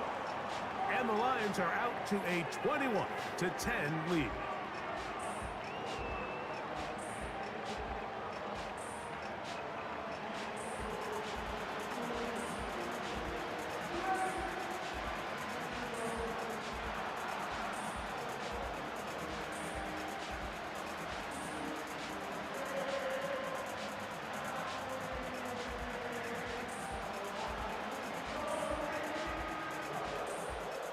Still a little time. Final minute of this 1st half.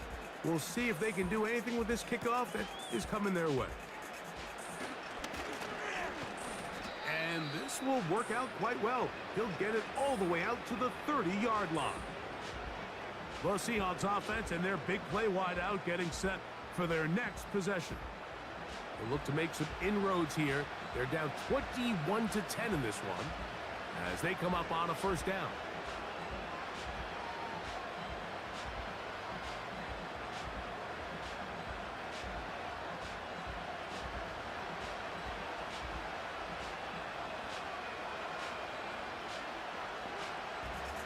From the gun, it's Gino. This one complete to his tight end, Fant. That's a nice pickup on a 1st down throw. It's a gain of 8.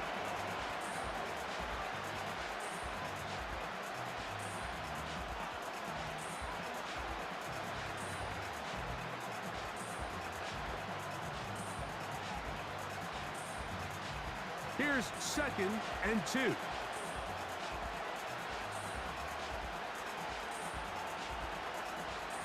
Working out of the gun, Smith. He has Lockett over the middle. And they'll whistle him down, but not before it picks up a 1st down after a gain of 7.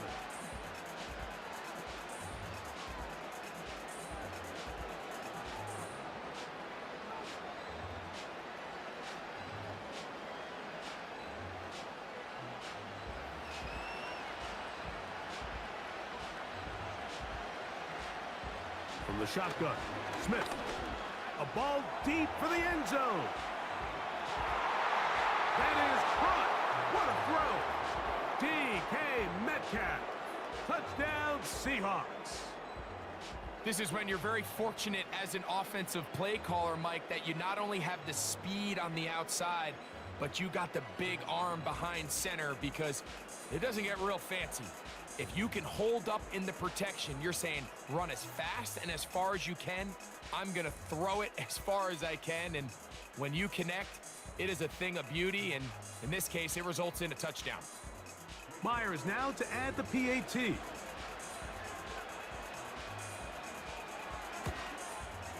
He gets it to go, and the Seahawks are back within 4. It's 21-17.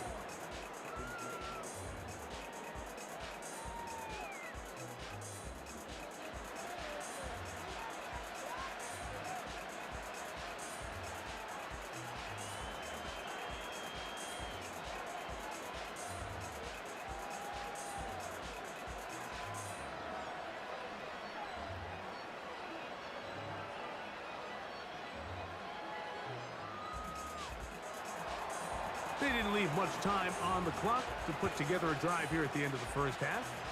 And the kickoff's coming their way. This one is fielded in the end zone, but he will not bring it out. It's a touchback, and this drive will begin at the 30-yard line.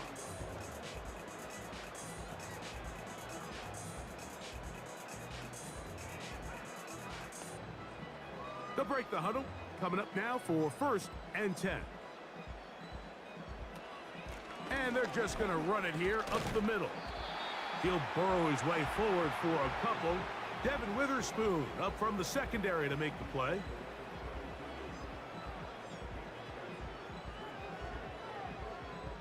So we've reached halftime here at Ford Field, and the Lions have the lead.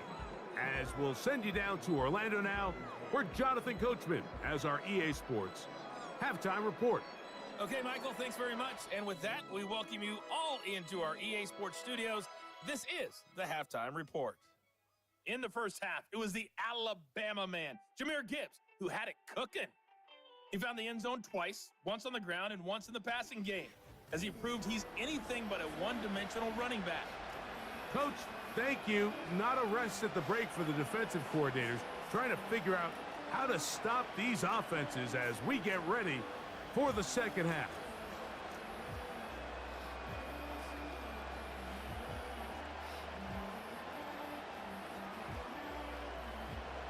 First half played out a bit as we expected. We'll see if there's a surprise coming up. Both teams set to go, and the second half is underway. And this will wind up working out well. He's going to take it up to the 40-yard line. Good return. So Jared Goff and the Lions offense getting set for this next drive. And we run you through the highlights here. It has been a very big performance from the quarterback position. Instrumental in leading and executing, and now trying to finish strong and take his team to the finish line.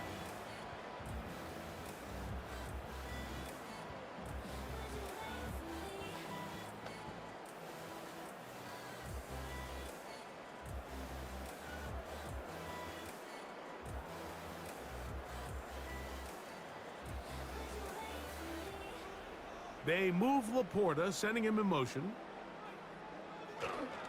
On play action. Oh, the blitz gets there quickly, and down he goes. They probably would have been better off just handing the ball off to the running back, Mike, because when they used him as a decoy, nobody fell for it. By the time he finished his fake and got his head around, the defense was all over him.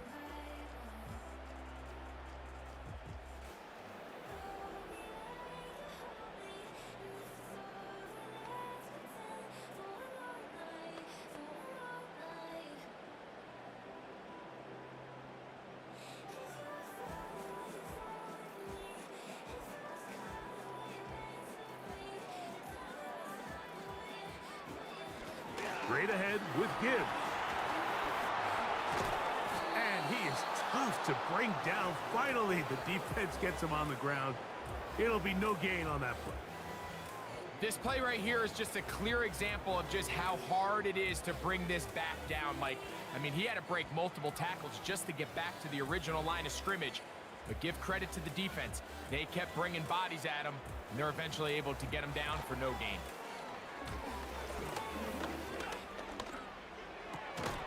Right side, it's Laporta, the tight end. And he'll be stopped short of a first down, and that will necessitate a call to the punt team. It's 4th down. Seemed to me, Mike, before that ball was even snapped, the quarterback had already made up his mind. I'm throwing the ball to the tight end no matter what the look is, and he's counting on the big body picking up the rest after the catch, and even though he's able to secure the ball, nice job by the defense keeping him short of the sticks. The visitors' offense, Geno Smith, getting ready for their next possession. And he has been a nightmare to scheme against throughout this one. This defense has been picked apart. That is borne out in those impressive numbers. He has been terrific all game long.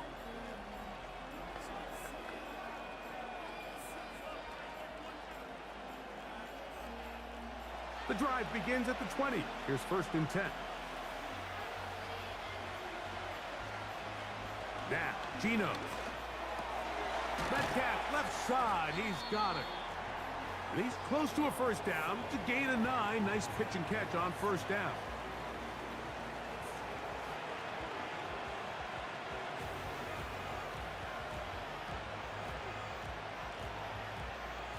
Second and a yard.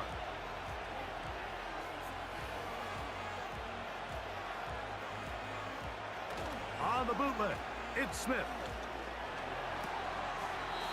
Get that one to Charbonnet, complete.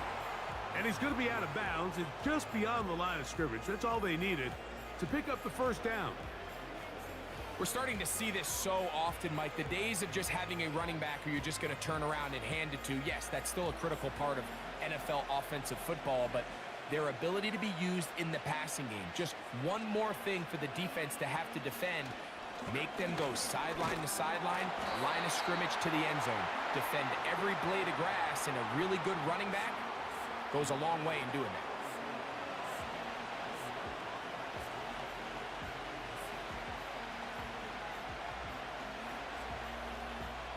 Here's 2nd and 9.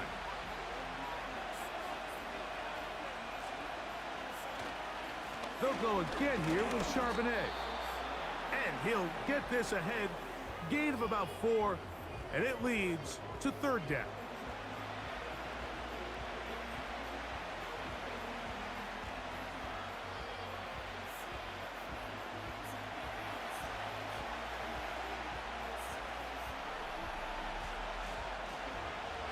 Smith. He gets that to his big target, Fant. And they will bring him down on the other side of midfield. 3rd down is when we see so many tight ends around the league really make their money. They operate in the middle of the field. They're a big, easy target for the quarterback. And even if they are covered, Mike, they're not really ever covered.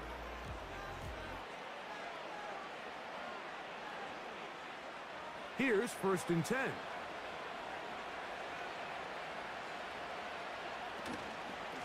Out of the gun, they're going to give it to Charbonnet. And he'll get about 5.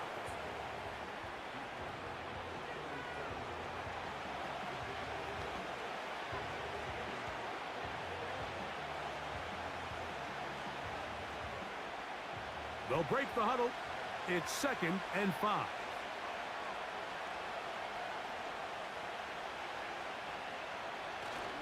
Again, they'll give it to Charbonnet. And he's going to bring this one close to a first down. Looks like they'll mark him just a yard short.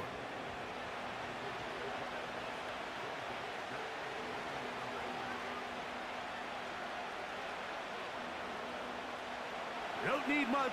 It is 3rd and inches. They'll try and run for this with Charbonnet. And he will have the Seahawks first down. Maybe by about a yard as they find a way to convert on 3rd and inches. I think everybody in the stadium saw that run coming, Mike, but good luck stopping it. I mean, all he really had to do was just fall forward, and it would be enough to pick up the first down. First down, they'll keep it on the ground, and here's Charbonnet. Oh, he coughs up the football. And this is taken in by the defense. And as you can see with that fumble, Mike, it really just goes back to the fundamentals of how they're taught to carry the ball. And they talk about the points of pressure. And the biggest thing really, Mike, is you want the front tip of the ball, the part where your fingers cover, to always be higher than the back tip of the ball. So often you see that front tip go down, and it makes it so much easier for that defender to kind of rake it out. So you want pressure against the outside of the ball, both tips, the inside of the ball, and then keep that front point up.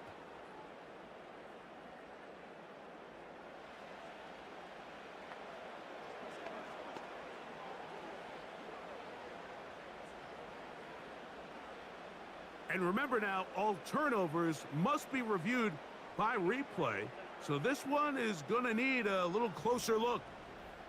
At issue was the knee or any other body part except the hand down before the ball comes loose. And are the visuals convincing enough to overturn the call on the field?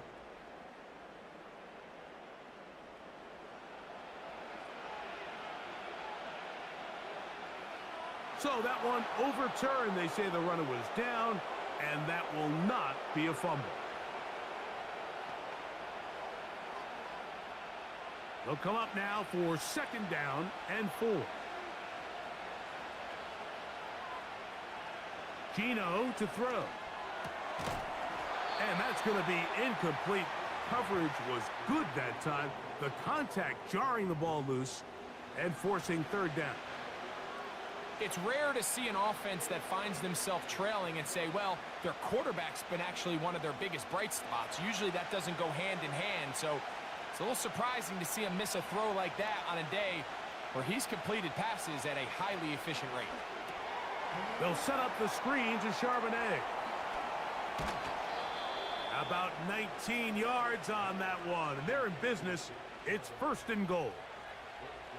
I love the way the ball's been moving around to different guys this drive, Mike. I mean, it really keeps the defense guessing and off balance. And now this defense is going to have to figure out how to keep this offense out of the end zone because it's first and goal. They'll run here, and it's Charbonnet. He'll get maybe a yard down to the 4-yard line.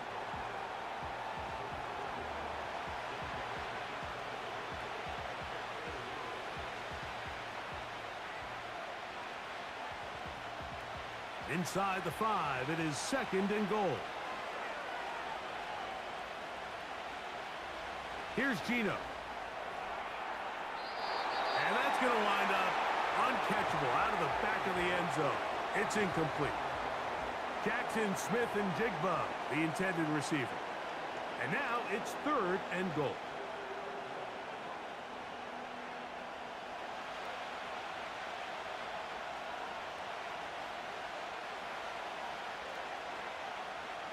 Now Smith. He'll be forced to just throw that one away. It's incomplete. Here's the quarterback doing everything in his power to extend this play, and none of his guys could get open. You got to see someone separate, work with your quarterback, go into scramble second reaction mode, and it also gives some credit to the back end doing a nice job plastering with their assignment, and he had no choice but to throw it away. He is 2 for 2. That kick is good. And the Seahawks cut the deficit down to 1. Yeah, he does a nice job handling that kick there, but I think offensively, you come back to the sideline and you're thinking, we have to find a way to finish these drives. I mean, to be in first and goal and settle for 3, that can be very deflating for an offense settling for too many field goals.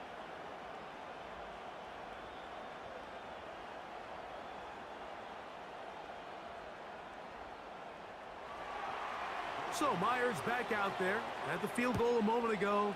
Now set to kick this one away. He'll start at the 4. Across the 20, they'll mark him down before the 25-yard line. And that's where the offense will take over. The Lions offense ready to take over once again. Their lead is just a point as they begin it on this drive with first and 10.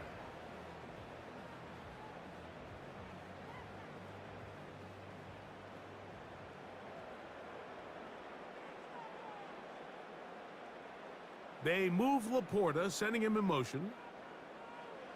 Goff going to throw here on 1st and 10. Over the middle, he's got St. Brown. And a big strike for good yardage there all the way up to midfield. Well, any fear they might have had that they'd come out of the halftime break flat has completely gone out the window. Immediately back in the attack mode, continuing to take the fight to the defense. They're not content, Mike, here just having the lead. They're looking to extend it. A couple more plays like that, they're going to find themselves in scoring territory here very quickly.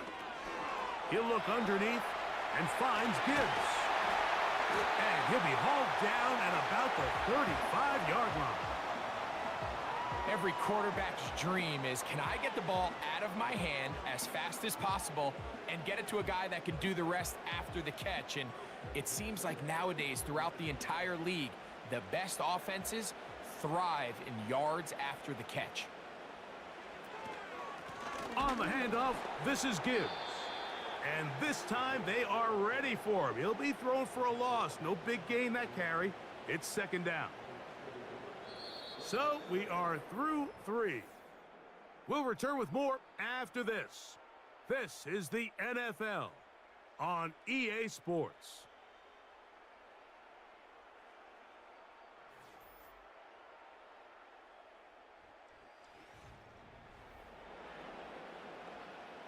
Lost 1 on the last play, so now it's 2nd and 11. Now, Goff. That's a short one caught by Laporta. And that'll go for a gain of 7. And it's going to set up 3rd down.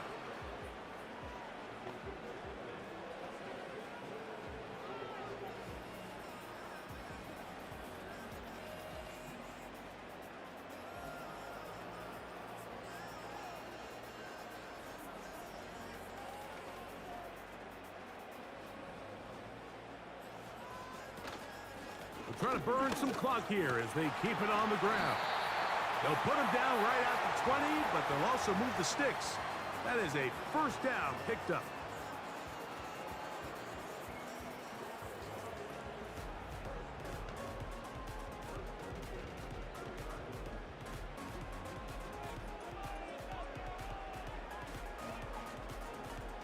They move Laporta, sending him in motion. On 1st down, it's Goff. He finds Raymond for the completion. And he's brought down after a gain of 6 on 1st down. Just take what the defense is giving you. When you can stay ahead of the chains and just take these easy pitch and catch throws underneath, hitch routes, quick game, now it puts you in a lot more favorable down and distances to eventually attack this defense a little bit more downfield. And the Lions are going to have a 1st and goal coming up. They try to finish off this drive with 6 points. I think this 2nd down call, Mike, they were hoping that at worst they had themselves set up for a 3rd down and short. But there's no need for 3rd down. He was able to get enough on 2nd, and they get a fresh set of downs.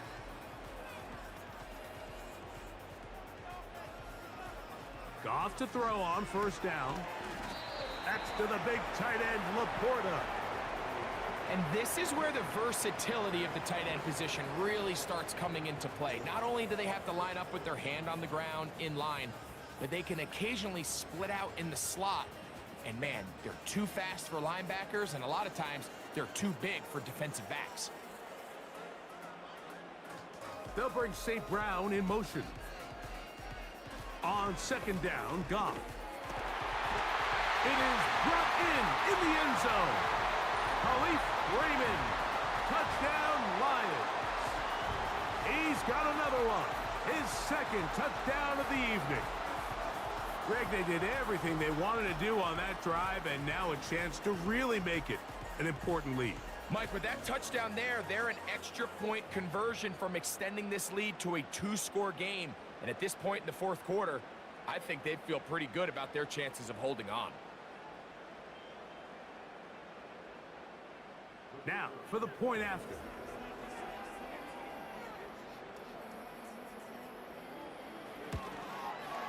He's got it. And the Lions are going to open up the lead to 8.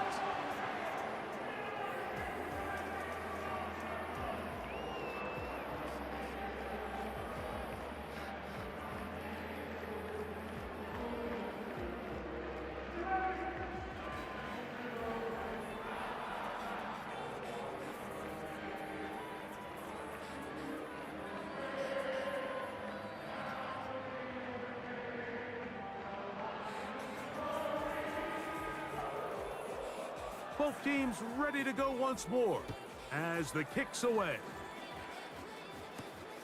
A return now from the 4. And he'll work this one past the 25 to right about the 28-yard line. Out comes the Seattle offense as they get ready for their next possession. And look, they've been out of sorts throughout, Greg. They haven't had any answer for this pass rush all game. Yeah, and it's really showing up in the sacks and also just in their ability to prevent any yards, any completions. This has just been a dominant pass defense performance here, and everything starts with the rush. The quarterback's uncomfortable. The clock gets sped up. He's got guys in his face. It's a lot easier to play defensive back, and in some of these coverage units, when you know that ball's got to come out fast, and right now, they're teeing off and taking advantage of it. They'll keep it on the ground. And he tries to get back to the line of scrimmage, but will not happen here. I think he's going to lose a yard. Well, they try to get the run game started here early on this drive, Mike, and they're just going to have to do a better job up front. There's really nowhere for this ball carrier to go. You never want to lose yards on first down, but that's exactly the case here. A second down throw for Smith. He'll get this out to his running back. And he's not going to be able to get away. Very good coverage on the perimeter. It goes down as a loss of yards. We call them safeties because they're usually the last line of defense, but not here. On this play, he's up there at the line of scrimmage attacking the offense, and he takes him down for a negative play. From the gun on third down, Smith. And they will continue to go backwards. He's taken down for a sack. That's a prototypical coverage sack. All 11 guys on the field doing their job. Starts with sound back-end coverage. Nowhere to go quick with the ball. The quarterback has no chance but to extend the play. Look for something late developing downfield. That was all the time this front needed to chase him down and bring him down for a sack. The Seahawks sending out their punt team. They'll be forced to punt, trailing here in the fourth quarter.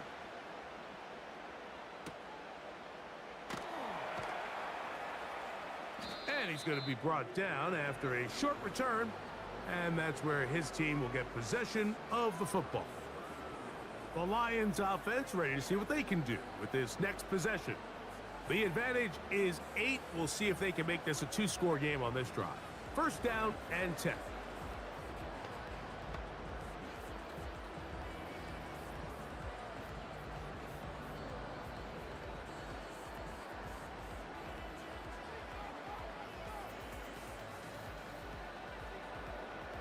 They move Laporta, sending him in motion.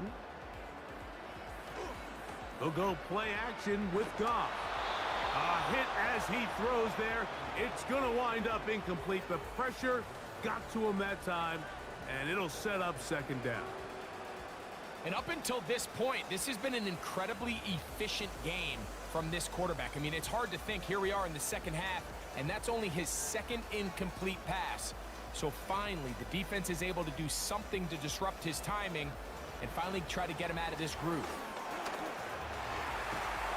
Hit as he throws, and it is incomplete. Just couldn't deliver that one the way he wanted to. Not really sure if there was much there anyways. We do know it'll be third down. They got there in a hurry, didn't they, Mike? I mean, luckily for him, he saw that free rusher coming and at the very least was able to get that ball out to prevent the sack. From the gun, on third down, it's gone. They'll be forced to just throw that one away. It's incomplete. When you get the ball in this situation, what you're looking to do is not only end the drive with a touchdown to put the game away, but you'd love to chew up some clock. So with that incomplete pass now likely putting an end to this series, that's a big opportunity for them to try to close this game out.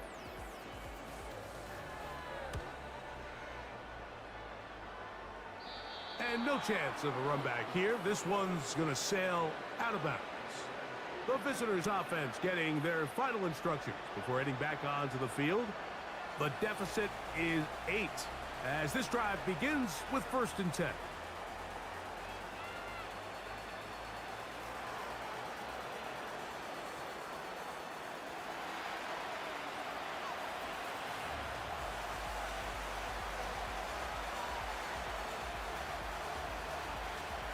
From the shotgun, it's Smith. Smith and Jigba left side. He's got it. And he'll be taken down rather swiftly after a gain of just 3. Similar to a tight end, the slot receiver is often considered the safety blanket. He makes all the difficult catches, tends to be a little bit more around the line of scrimmage, and so far today, he's certainly lived up to that reputation. They'll go play action. It's Smith. This one finds Lockett down the left side. It's a gain of 12 there. First down, Seattle. Well, there's not a lot to this route. Man coverage, and you got a drag route. Give him a little something off the line, and go. Win with speed. Good, accurate ball on the front shoulder pad. Allows him to pick up the rest after the catch, and leads to a big gain. On the bootleg, it's Smith. Metcalf reels it in on the right side.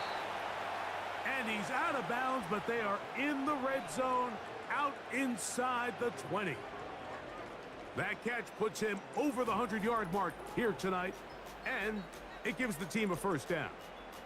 So the best thing this wide receiver is able to do here, Mike, on this crossing route is once he gets the ball in his hands, he's able to put his foot in the ground and get vertical. So often you see these guys get strung out sideline to sideline, and they're not able to pick up big yards after the catch. So really nice job here, and it leads to a big gain. Smith to throw on 1st and 10.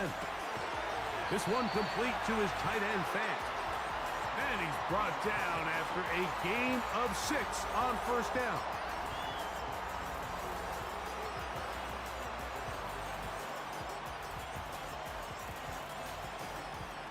They'll work now on 2nd and 4.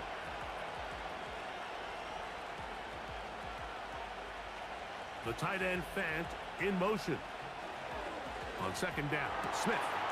That is caught by the tight end, Noah Fant. Touchdown, Seattle. Greg, how often do we say it's a one-possession game, but that's a two-part story? Part 1 taken care of right there with the touchdown. All right, Mike, so they go down and they get the all-important touchdown. But only half the time is this truly a one-score game. They need this two-point conversion here to tie it up.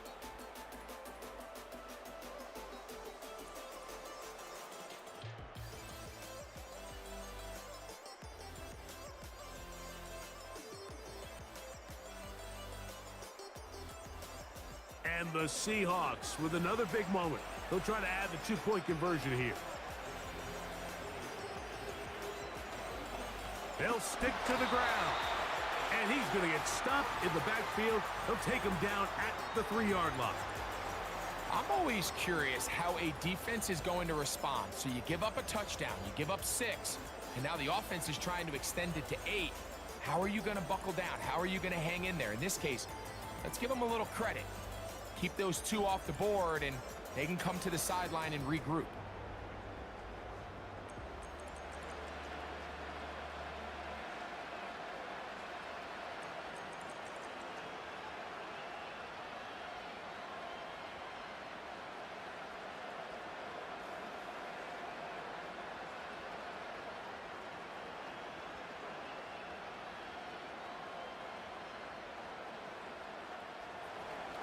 So the lead is down to just 2 now in the 4th quarter as they kick it off.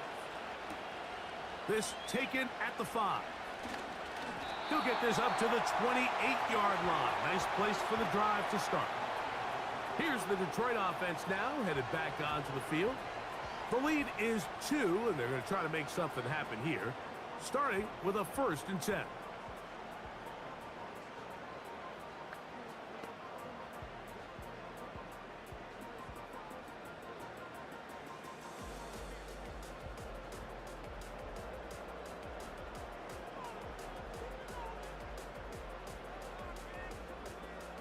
Out of the shotgun, it's Goff. On target to Laporta. After the catch, he gets that forward for a gain of 9. The drag route, we used to say this is day 1 install. Every single offense in the NFL has this sort of route, especially for the tight end position. And depending on the speed and the run after catch ability of the tight end, sometimes it can lead to some of the biggest gains. On 2nd down, it's Gibbs. And he'll be taken down as the clock ticks towards 2 minutes to play.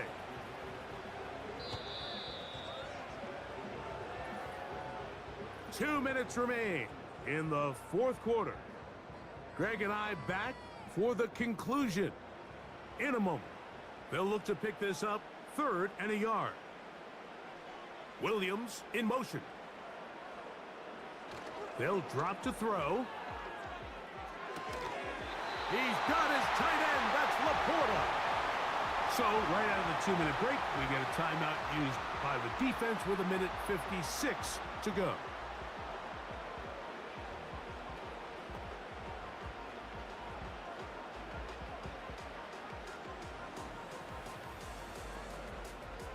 First and 10.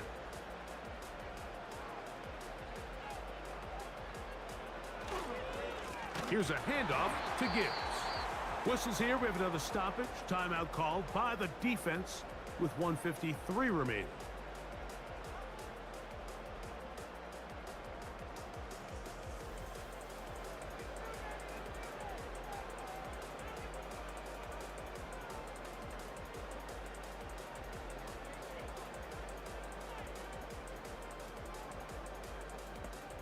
Last play went the wrong way. It sets up 2nd and long. It's 2nd down and 12. Once again, it's Gibbs. He'll manage only about 3, so it will bring up 3rd down.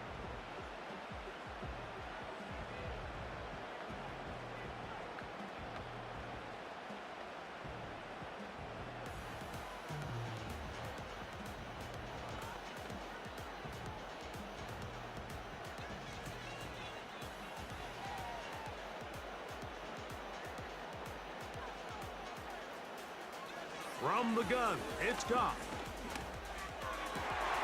That one on target for Williams. He's got it. Well, it goes without saying. You want to play wide receiver in the NFL, Mike. How well can you change directions? How fast can you get your body from one direction to another? And when you can cut like this guy, I'm not sure how you guard him.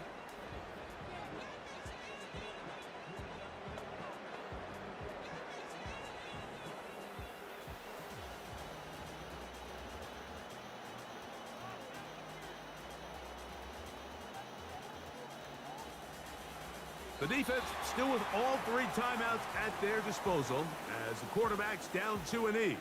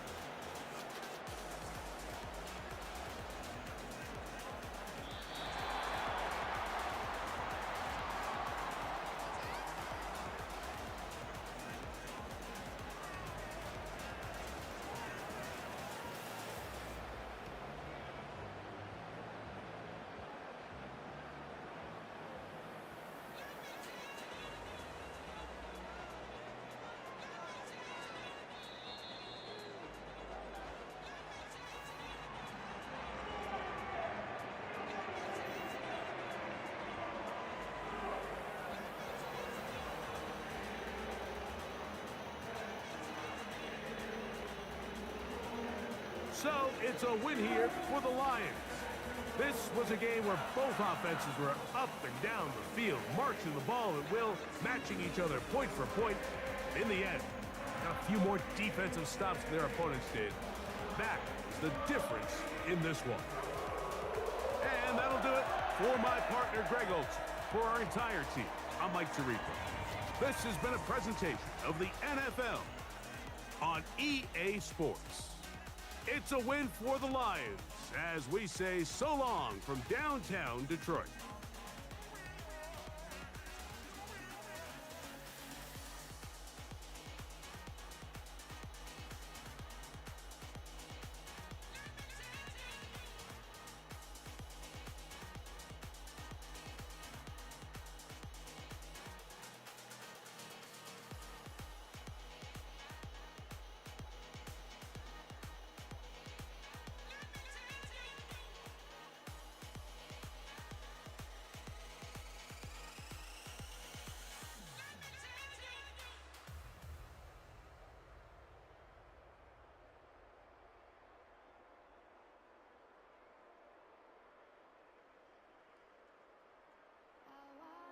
show.